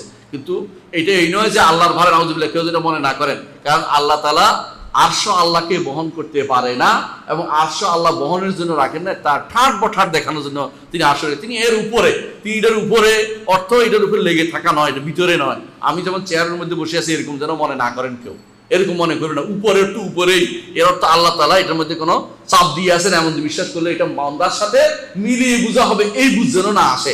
তিনি উপরে আছেন, কি রকম আছেন, কি পদ্ধতিতে আছেন, এটা যেন কোনোদিন মাথায় না আসে, বলে এটা আমরা জানি না, এটা বিশ্বাস করতে হবে। কিন্তু ওরা কি করে, উল্টা এই কথাগুলো ধরে নিয়ে নিয়ে দোষ দিবে যে এরা তো আল্লাহকে মানুষ বানাইছে। আমরা তো কোনোদিন বলি নাই, নিজেরা ইচ্ছা করে ভুল বুঝে নিজেরা আল্লাহর জন্য ভুল তথ্য তারা পেশ করে থাকে। এইটা একটা হাদিস। আরেকটা হাদিস, সাদ ইবনে মুআয রাদিয়াল্লাহু আনহু বনী কুরাইজার যে ঘটনা, সেই ঘটনার মধ্যে তিনি উল্লেখ করেছেন রাসূলুল্লাহ সাল্লাল্লাহু আলাইহি ওয়াসাল্লাম তারা কি বললো, বনু কুরাইজার ঘটনা আপনাদের মনে আছে কিনা? বনু কুরাইজার কথা মনে আছে? ইহুদে, মদিনার ইহুদিরা, এরা কি জন্য, এদের বিরুদ্ধে রাসূল কেন যুদ্ধ করেছেন? হ্যাঁ, বিশ্বাসঘাতকতার জন্য। বারাকাল্লাহু ফিক, এটাই সত্য কথা। এরা যুদ্ধ, বিশ্বাসঘাতকতার পরিণাম সবসময় মৃত্যুদণ্ডই হয়। যারা বিশ্বাসঘাতকতা করে তাদেরকে দুনিয়ার কেউ বাঁচিয়ে রাখে না, বিশেষ করে সেনাবাহিনীর লোক হলে, চুক্তি ভঙ্গ করলে এদের সাথে কোনো কিছু আর রক্ষা করার কিছু নেই। তো ওরা কি বিশ্বাসঘাতকতা করেছে? যখন খান্দাকের যুদ্ধ হয়েছে, মদিনা যখন রাসূল গিয়েছিলেন, তাদের সাথে একটা চুক্তি ছিল, তা আমরা সবাই মিলে মদিনা থেকে প্রতিরোধ করব, মদিনার আক্রমণ হলে আমরা প্রতিরোধ করব, এই চুক্তি। কিন্তু তারা কি করছে, ভিতরে ভিতরে যাইয়া কাফেরদের সাথে, মক্কার কাফেরদের সাথে চুক্তি করছে যে মদিনা থেকে এদেরকে কি করবো, কচু কাটা করবো। কিন্তু আল্লাহ তাআলা তার জয় দিলেন খন্দকের যুদ্ধে, বাতাস দিয়ে আল্লাহ তাআলা তাদেরকে তাড়িয়ে দিলেন, মক্কার কাফেরদেরকে। আল্লাহ তাআলা বলে দিয়েছেন যে ফাআরসালনা আলাইহিম রিহান ওয়া জুনুদান লাম তারাউহা, আল্লাহ বাতাস দিয়ে এমন সেনাবাহিনী দিয়েছেন তোমরা চোখে দেখো না, এদেরকে এমনি তাড়িয়ে দিয়েছেন। ভয়ে তারা পালাই গেছে। পালাই যাওয়ার পর রাসূলুল্লাহ সাল্লাল্লাহু আলাইহি ওয়াসাল্লাম ঘরে এসে কাপড় খুলতে যাচ্ছেন, জিবরিল কাপ করে ধরছেন, আপনি কাপড় খুলেন না, আমরা এখন কাপড় খুলি নাই, আমরা এখনো যুদ্ধ অস্ত্র খুলি নাই, আপনি কাপড় খুলবেন না কেন? বনু কুরাইজা, এরা এরা চুক্তি ভঙ্গ করেছে, এরা জীবিত থাকার অধিকার হারিয়েছে, আপনাকে ওখানে যেতেই হবে। রাসূলুল্লাহ সাল্লাল্লাহু আলাইহি ওয়াসাল্লাম আসরের টাইম ছিল, বলেন যে হ্যাঁ, রাসূল সঙ্গে সঙ্গে ঘোষণা দিলেন কেউ আসরের নামাজ বনু কুরাইজা যাওয়ার আগে পড়বে না, ওখানে যা সালাত আদায় করবে। সবাই যে অবস্থায়, কঠিন অবস্থায় রওনা হয়ে গেছে যুদ্ধের জন্য, এই যুদ্ধ করতে, বনু কুরাইজা যুদ্ধ করবেন। পথের মধ্যে কেউ পড়ছেন, কেউ ওখানে যাই পড়েছেন, এটা ইতিহাস আমরা শুনেছেন কাহিনী। তো ওখানে যে এই যুদ্ধের মধ্যে রাসূলুল্লাহ, এরা বলছে, আর রাসূল তাদের গিয়ে রেখেছেন, তারা বের হয় না। শেষে বলছেন যে হ্যাঁ আমরা বেরোবো, আমাদের দোস্ত আসিল সাদ ইবনে মুআয, তিনি যদি যা বলেন আমরা সেটা শুনবো। রাসূল ঠিক আছে। রাসূল যদি কোনো তিনি বিচার করতেন, হয়তো কিছু সারটা দিতেন, দয়ার সাগর। কিন্তু তারা যেটা বলছে এটা তার বিপদে বেশি পড়ছে। এখন নিয়ে আসা হয়েছে সাদ ইবনে মুআযকে। সাদ ইবনে মুআয বলছে যে আমার বিচার করবো না, তোমাদের কিতাব অনুসারে বিচার করবো। বলছে আমাদের কিতাব অনুসারে বিচার করতে বেশি ভালো। বুঝতে পারে না কিতাবে কি লেখা আছে, ওদের কিতাবে লেখা আছে বিশ্বাসঘাতকতার হচ্ছে মৃত্যুদণ্ড সরাসরি। উনি বলছেন ঠিক আছে, তোদের কিতাব অনুসারে বিচার করে দিলাম, সেটা হচ্ছে তোদের যারা জীবিত আছে, বড় আছে, বয়স্ক, মৃত্যুদণ্ড, আর নারীরা দাসী, ছেলেরা দাস, ছোট ছোট ওইগুলি হয়তো বেঁচে থাকবে, কিন্তু বড়গুলি সব মৃত্যুদণ্ড দিয়ে কার্যকর করা হলো। এই হচ্ছে কাহিনী, বুঝে আসছে? সেইখানে রাসূলুল্লাহ সাল্লাল্লাহু আলাইহি ওয়াসাল্লাম বলেছেন, কি বলেছেন শোনেন, এটা শোনেন, এটা ইয়ার হাদিস, বুখারীর হাদিস। বুখারী বেশ কিছু জায়গায় এই হাদিসটা আনছে। সেটা কি? লাকাদ হাকামতা ফীহিম বিহুকমিল মালিকি মিন ফাওকি সাব'i সামাওয়াতি, তুমি তাদের মধ্যে সাদ বিন মুআয এমন বিচার করেছো, আল্লাহ তাআলা 7 আসমানের উপর থেকে যে বিচার মঞ্জুর করেছে তুমি করেছো। আল্লাহকে কোথায় বলেছেন? 7 আসমানের উপরে বলেছেন নাকি আল্লাহকে সব জায়গায় বলেছেন? 7 আসমানের উপরে বলেছে, আমার কথা না, এটা রাসূলুল্লাহ সাল্লাল্লাহু আলাইহি ওয়াসাল্লামের কথা। এরা এটা স্বীকার করবে না, এরা আল্লাহকে সব জায়গায় বলার জন্য ব্যস্ত হয়ে পড়বে, দরকার হলে আমার দেহবাদী করবে, খারাপ কথা বলবে, কিন্তু আল্লাহকে তারা সব জায়গায় বলবে, এরা গায়ের জোরে কথা বলবে। আল্লাহকে সব জায়গায় বলবে, নামাজও পড়ে, কি যে নামাজ পড়তে সব জায়গায় হলে তো, হ্যাঁ, এদের বাথরুমের ভিতরে আল্লাহ, নাউযুবিল্লাহ, নাপাকের ভিতরে আল্লাহ ঢুকে ফেলতেছে। সৃষ্টি যেখানে কিছুই না, ক্ষুদ্র জিনিস, সৃষ্টির ভিতরে আল্লাহকে ঢুকে ফেলছে, সৃষ্টি ছিলই না। তিনি কি সৃষ্টিকে স্রষ্টা, কি তার মধ্যে সৃষ্টি করেছেন সৃষ্টিকে? কখনো না, অবশ্যই বাইরে। এই জিনিসটা তারা ভুল করছে। হ্যাঁ, মিন ফাওকি সাব'i সামাওয়াতি, মিন ফাওকি সাব'i সামাওয়াতি, 7 আসমানের উপর থেকে আল্লাহর হুকুমটা তুমি মানুষ তাদের মধ্যে ব্যস্ত করেছো। আরেকটা হাদিস বলি, যায়েনব রাদিয়াল্লাহু আনহা, যায়েনব রাদিয়াল্লাহু আনহা তিনি কি করতেন? যায়েনব রাদিয়াল্লাহু আনহা কে ছিল? রাসূলুল্লাহ সাল্লাল্লাহু আলাইহি ওয়াসাল্লামের স্ত্রী ছিলেন। রাসূলুল্লাহ সাল্লাল্লাহু আলাইহি ওয়াসাল্লাম যায়েনবের কাছে চিঠি পাঠালেন এই হিসাবে যে আমার পালক পুত্র ছিল, আমার প্রিয় পাত্র, সবচেয়ে প্রিয় পাত্র হচ্ছে যায়েদ। সে আসলে দাস ছিলেন না, তিনি জোর করে এনে আরবের বাজারে তারা বিক্রি করে দিছে। তো কিনছে কে? খাদিজা রাদিয়াল্লাহু আনহা। খাদিজা রাদিয়াল্লাহু আনহা কিনে রাসূলুল্লাহ সাল্লাল্লাহু আলাইহি ওয়াসাল্লামকে দান করছেন। ইয়া রাসূলুল্লাহ, আমি কি করবো, আপনাকে দান করে দিলাম। খাদিজা রাদিয়াল্লাহু কোনো কিছু রাখে না, সমস্ত সম্পদ রাসূলকে দিয়ে দিয়েছে। তো রাসূলুল্লাহ সাল্লাল্লাহু আলাইহি ওয়াসাল্লাম তখন তার কোনো ছেলে সন্তান ছিল না, ছেলে জীবিত ছিল না। তিনি বললেন যে তখনকার দিনের নীতি অনুসারে, জাহিলি যুগের নীতি অনুসারে কেউ কাউকে ছেলে বলতে পারতো, ছেলে বানাইতে পারতো। এখন তো এটা নাই, ইসলামে কোনো দত্তক নেওয়ার সিস্টেম ইসলামে নাই, সোজা কথা, ইসলামে কোনো দত্তক সিস্টেম নাই। তো তখন তিনি বললেন যে কাবার কাছে নিয়ে বললেন যে এটা আমার ছেলে, আমি তার পিতা, এখন থেকে এরা আমাদের ডাকাবো। সব জায়গাতে ডাকতো যায়েদ ইবনে মুহাম্মদ, মুহাম্মদের ছেলে যায়েদ বলতো। তো শুনতে শুনতে তার বাপ মা আসছে, বাপ মা এসে বললো যে, বাপ মা খোঁজ পাইছে যে ও মক্কাতে আছে তাদের ছেলে, আসে বললো যে, ধরলেন, সবাই ধরলো যে রাসূলুল্লাহ সাল্লাল্লাহু আলাইহি ওয়াসাল্লামকে, যে আমার ছেলে তো দাস ছিল না, জোর করে বিক্রি করছে, আপনি টাকা টুকা দিয়ে আপনি ছেড়ে দেন। রাসূল বলে, টাকা লাগবে না, তুমি নিয়ে, তো যেতে চাইলে তাকে তোমরা নিয়ে যাও, সে যদি যেতে চায় তাহলে তোমরা নিয়ে যাও। কিন্তু আল্লাহর কি অপার মহিমা, যখন তাকে বলা হলো বাবা চলো, বলছে না আমি যাব না, এই লোককে ছেড়ে আমি যাব না। মুহাম্মদুর রাসূলুল্লাহ সাল্লাল্লাহু আলাইহি ওয়াসাল্লামের কাছে এতই ভালোবাসা পেয়েছেন যে একে ছেড়ে আমি যাব না। বাবা মার চেয়েও বেশি ভালোবাসছেন মুহাম্মদুর রাসূলুল্লাহ সাল্লাল্লাহু আলাইহি ওয়াসাল্লামকে, তাকে দেখলেই ভালোবাসতে ইচ্ছা করে, কারণ তার আচার আচরণ সবকিছু এত প্রিয় ছিল যে তাকে ছেড়ে যাইতে রাজি হননি। রাসূলুল্লাহ সাল্লাল্লাহু আলাইহি ওয়াসাল্লাম তাকে বলছেন যে এরপরে যে সে আমার ছেলে হিসেবে থাকবে, কিন্তু নবুয়তের পরে আল্লাহ নিষেধ করে দিন যে কেউ কারো ছেলে হইতে পারে না। ছেলে পরের ঘটনা এটা। এর আগে রাসূলুল্লাহ সাল্লাল্লাহু আলাইহি ওয়াসাল্লাম পাঠালেন কার কাছে? যায়েনব, তার আত্মীয়, যায়েনব হচ্ছে তার বংশের লোক, মেয়ে, নারী। তার কাছে পাঠালেন যে আমার ছেলের জন্য তোমাকে বিয়ের প্রস্তাব পাঠাচ্ছি। সাধারণত বলে না, তো মহিলা রাজি হয়ে গেলেন, যায়েনব রাদিয়াল্লাহু আনহা রাজি হলেন। বিয়ের পর তাদের মধ্যে বনিবনা হলো না, একজন একরকম, একজনের পিছনে এরকম চলে। সবসময় যায়েদ ইবনে সাবিত রাদিয়াল্লাহু আনহু এসে যায়েদ ইবনে হারিসা রাদিয়াল্লাহু আনহু তিনি এসে বলতেন যে ইয়া রাসূলুল্লাহ, এই মেয়ে তো ভালো না, ইত্যাদি ইত্যাদি। সবসময় রাসূল বলতেন ইত্তাকিল্লাহ, তুমি তাকওয়া অবলম্বন করো, তোমার স্ত্রী রেখে দাও, বেদার ঠিক হয়ে যাবে। শেষ পর্যন্ত কোনো ক্রমে ঠিক হলো না। এর মধ্যে আল্লাহ নাজিল করলেন, দেখাইলেন যে এইটা তোমার স্ত্রী হবে শেষ পর্যন্ত। এখন এমন এক পরিস্থিতি, রাসূল কাউকে বলতে পারছেন না, মানুষে কি বলবে, ছেলের বিয়ে করে ফেলছে। আল্লাহর ইচ্ছা যে এইটাই করাবেন তিনি, লিয়াকদিয়াল্লাহু আমরান কানা মাফউলা, আল্লাহ চাইলে এটা করাবেন কেন? যাতে করে ভবিষ্যৎ প্রজন্ম সবাই বুঝে যায় যে দত্তকের ছেলে কোনো ছেলে না। এটা বোঝানোর জন্য নবীকে দিয়েই প্রথম এই বাধাটা ভাঙ্গাই দিলেন যে না, দত্তকের ছেলে হবে না। এই জন্য যখন যায়েদ তালাক দিয়ে দিলেন, চলে গেলেন, আল্লাহর পক্ষ থেকে আল্লাহ বললেন জাওয়াজনা কাহা, আমরা বিয়ে দিয়ে দিলাম আপনাকে। কার সাথে? এই নারীর সাথে আপনাকে বিয়ে দিয়ে দিলাম। আল্লাহ উপর থেকে কোরআনে কারিমে ঘোষণা আসছে, এটা কোরআনে কারিমে, ফালাম্মা কাদা যায়েদুম মিনহা ওয়াতারান, এক সাহাবীর নামে কোরআনে আসছে, তিনি হচ্ছে যায়েদ, আর কোন সাহাবীর নাম কোরআনে আসে নাই। ফালাম্মা কাদা যায়েদুম মিনহা ওয়াতারান, জায়েদ তখন তার প্রয়োজন পূর্ণ করলো এবং তালাক দিয়ে দিল। জওয়াজনাকা, আমরা তাকে আপনার সাথে বিয়ে দিয়ে দিলাম।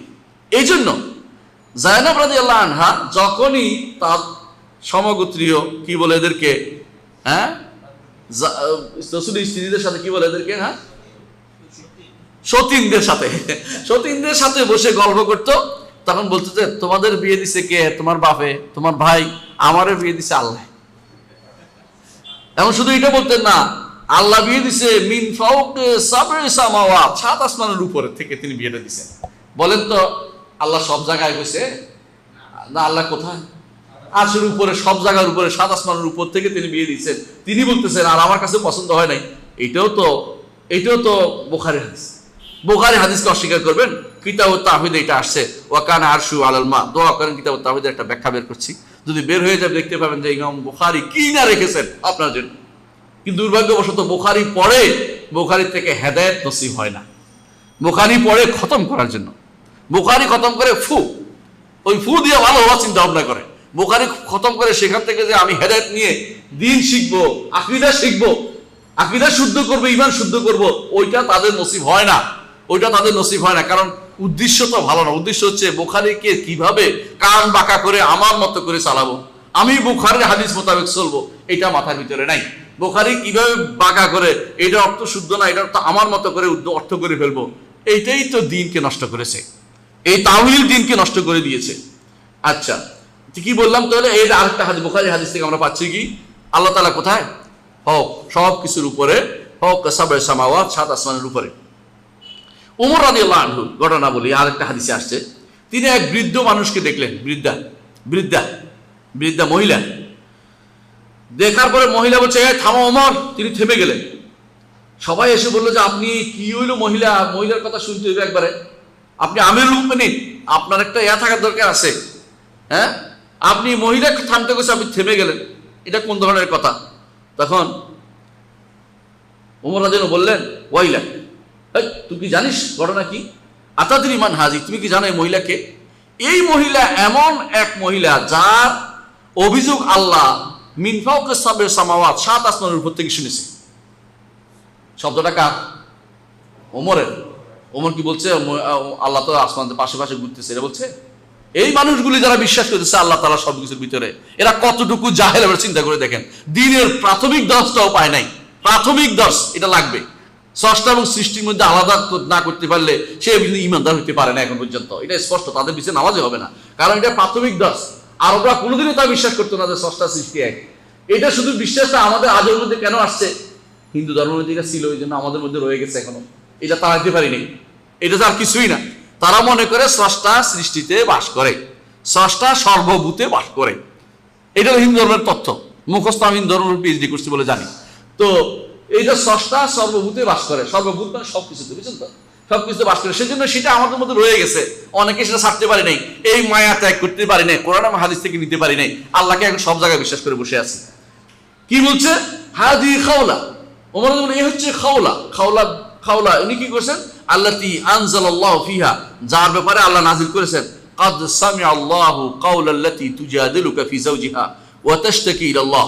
আল্লাহ তাআলা তার কথা শুনেছেন, ওই মহিলার কথা শুনেছেন, যে মহিলা আপনার কাছে অভিযোগ দিচ্ছে, তার স্বামীর বিরুদ্ধে অভিযোগ দিচ্ছে, তার কথা আল্লাহ তাআলা শুনেছেন। আয়েশা রাদিয়াল্লাহু আনহা বলেন, এই মহিলা অভিযোগ দিচ্ছে, কি জন্য অভিযোগ দিচ্ছে? জেহার করছে। জেহার বুঝেন? জেহার হচ্ছে জাহিলি যুগে একটা তালাক ছিল পদ্ধতি। এটা কি? কেউ বলতো যে তুমি আমার কাছে আমার মায়ের পিঠের মতো। মায়ের পিঠে কি কেউ সওয়ার হতে পারে? নাউজুবিল্লাহ। তো এটা বলে হারাম করতো, স্ত্রীকে হারাম করতো, এটা তালাক বলে বিবেচিত হইতো। এইটা মহিলা বুড়ো বয়সে মহিলার সাথে এই কথাটা বলে ফেলছে, জেহার করে ফেলছে। এখন মহিলা বউ কান্নার চোটে কি বলে কিছু বোঝা যায় না। আর সাধারণত মহিলারা কান্নাকাটি শুরু করলে কিছু বোঝাই যায় না, কারণ তাদের নাকের পানি চোখের পানি একসাথ করে ফেলে, কিছু বোঝা। আয়েশা রাদিয়াল্লাহু আনহা বলতেছেন যে আমি পাশে বসে কিছুই বুঝতে পারি নাই, আমি পাশে বসে কিছুই বুঝতে পারছি। মহিলা কি বলতেছে আমি বারো বলছি, বলো না, শুনো না, কি বলে কিছুই বুঝি না। সুবহানা মান সামিআ ওয়াসিআ সামউল আসওয়াত, ওই আল্লাহর প্রশংসা করছি, ওই আল্লাহর পবিত্র ঘোষণা করছি যিনি আসমানের উপর থেকে সমস্ত আওয়াজ শুনতে পান, এমনকি ছোট্ট আওয়াজ আমি বুঝতে পারি না মহিলা কি বলছে, আল্লাহ ঠিকই বুঝছি। আল্লাহ বুঝে আয়াত নাযিল করলেন, কাদ সামিআ আল্লাহু কাওলাল্লাতী তুজাদিলুকা ফি যাওজিহা, যে মহিলা আপনার সাথে তার স্বামী নিয়ে ঝগড়াতে লিপ্ত আছে, ওই মহিলার আওয়াজ আল্লাহ শুনছেন। আল্লাহ বলতেছেন, এই আয়াত নাযিল করেছেন। এবং আয়েশা ওমর রাদিয়াল্লাহু বলছেন, 7 আসমানের উপর থেকে আল্লাহ শুনেছেন এই মহিলার আওয়াজ, আমি কাছে দাঁড়িয়ে শুনবো না? তোমরা কি বলতেছো? এটা মহিলার আওয়াজ আল্লাহ যদি শুনতে পারে, আমি একটু উপর থেকে শুনছি, আমি একটু কাছে দাঁড়ালাম, মহিলা ডাক দিছে, শুনে যায় না। তো মহিলা কি ডাক দিয়ে বলছে, ওমরকে বলছে, ওমর তুমি ক্ষমতা পাইছো, এই করবা সেই করবা। বলছে, হ্যাঁ আমি শুনলাম। মানে সাধারণত এক অপরকে নসিহত করতো, নসিহত শুনেছে। তো উনি কেন এটা বলছে? আল্লাহ তাআলা আসমানের উপর থেকে তার কথা শুনেছে। উনি বলছেন না আল্লাহ তাআলা পাশ থেকে শুনেছেন, বলেন। বুঝলেন না কথাটা? আল্লাহ তাআলা কোথায়? আরশের উপরে। আরেকটি বর্ণনা দেই। ইকরামা ইবনে আব্বাসের দাস এবং তার ইলমের হামেল, তার ইলমকে বহনকারী, তিনি কি বলতেছেন? সুম্মা লাআতিয়ান্নাহুম মিন বাইনি আইদিহিম ওয়া মিন খালফিহিম ওয়া আন আইমানিহিম ওয়া আন শামাইলিহিম। শয়তান বলেছিল যে আমি আসবো বনি আদমের সামনে থেকে, পিছন থেকে, ডান দিক থেকে, বাম দিক থেকে। খেয়াল করেছেন? ইবনে আব্বাস বলেছেন যে সে মিন ফাওকিহিম বলে নাই, উপর থেকে বলে নাই। কেন উপর থেকে বলে নাই? কারণ সে জানে আল্লাহ উপরে, উপর থেকে আসতে পারবে না, এদিক সেদিক দিকে আসতে পারবে। দেখছেন কত সুন্দর তাফসীর ইবনে জারীর তাবারীর তাফসীর করেছেন। ইবনে জারীর তাবারী মানবেন না, তিনি ওহাবী ছিলেন। হ্যাঁ, শেষ পর্যন্ত ওনারও দেহবাদী করে দিবেন আপনারা। ইবনে জারীর তাবারী ইমামুল মুফাসসিরিন, এবং তার একটা মাযহাবও ছিল, এত বড় আলেম ছিলেন। এবং তিনি যদি বলি যে তাফসীরের ক্ষেত্রে তার তুলনা আজ পর্যন্ত হয় নাই, তাহলে সত্য কথা এটা। ইবনে কাসির যদি ইবনে তাবারী না থাকতো, ইবনে কাসির তার ইলম পাইতেন না। প্রত্যেকটা এখনো পর্যন্ত ইবনে জারীর তাবারীর ইলমের কাছে কারো কোনো ইলম নাই। ওই ব্যক্তি তাফসীর করতেছেন এটা ইবনে আব্বাস থেকে নিয়ে এসে, যে শয়তান বলছে আমি তার সামনে থেকে, পিছন থেকে, ডান দিক থেকে, বাম দিক থেকে আসবো। উপর দিক থেকে বলে নাই, কারণ সে জানে যে আল্লাহ কোথায়? উপরে, আল্লাহ উপরে। আর এই মানুষগুলি মনে করে আল্লাহ সর্বত্র বিরাজমান। এখন আপনি বলেন, আল্লাহ যদি সর্বত্র বিরাজমান হয়, তাহলে এতগুলি আয়াতের হাদিসে কোন দিয়ে গেলেন? এইটা শুধু নয়, সালফে সালেহিন আল্লাহ উপরে হওয়ার 1000 দলিল পেশ করেছেন। একটা দুইটা 1000। আমি আমার গ্রন্থের ভিতরে কিছু দলিল এনেছি, এই বইটার মধ্যে রহমান আশিফ বলেছেন, বইটা পড়বে। এটা আমি চেষ্টা করেছি এই বিষয়ের মধ্যে একটা অনন্য গ্রন্থ হিসেবে বানানোর জন্য। আল্লাহ যদি তৌফিক দেয়, এটা আপনি পছন্দ হবে আপনাদের। তো আমি ওখানে অনেকগুলো জায়গা আছে, আমি শুধু কয়েকটা উল্লেখ করতে পারবো কিনা সময় কুলাবে না আজকে মনে হয়। আমি আজকে এখানে সহজে ইনশাআল্লাহ এর বাকি অংশ আগামী দর্শে আপনাদের সাথে আলোচনা করবো, যে কতগুলি দলিল দিতে পারে আল্লাহ উপরে হিসেবে। এটা প্রথম দর্শ। যে ব্যক্তি এইটাতে হেরে যাবে, যে ব্যক্তি এই জায়গায় হেরে যাবে, তার জীবনে আকীদা শুদ্ধ হবে না কোনোদিন। আকীদা শুদ্ধ হতে হলে আপনাকে বিশ্বাস করতে হবে আল্লাহ বড়, আল্লাহ সৃষ্টির বাইরে, সৃষ্টি খুবই ক্ষুদ্র, খুবই ক্ষুদ্র। আল্লাহ সৃষ্টির উপরে, সৃষ্টির নিচে, সৃষ্টি সবচেয়ে নিচে। আল্লাহ তাআলা তিনি উপর থেকে অর্ডার জারি করেন, সেখান থেকে নাজিল হয়, সেখান থেকে কিতাব নাজিল হয়, সেখান থেকে রহমত নাজিল হয়, অবতরণ করে। কোরআন থেকে বহু দলিল আছে, এগুলি ইনশাআল্লাহ আগামী দার্সে আমরা উল্লেখ করব। সুবহানাকাল্লাহুম্মা ওয়া বিহামদিকা আশহাদু আল্লা ইলাহা ইল্লা আনতা আস্তাগফিরুকা ওয়া আতুবু ইলাইক। আসসালামু আলাইকুম ওয়া রাহমাতুল্লাহি ওয়া বারাকাতুহু।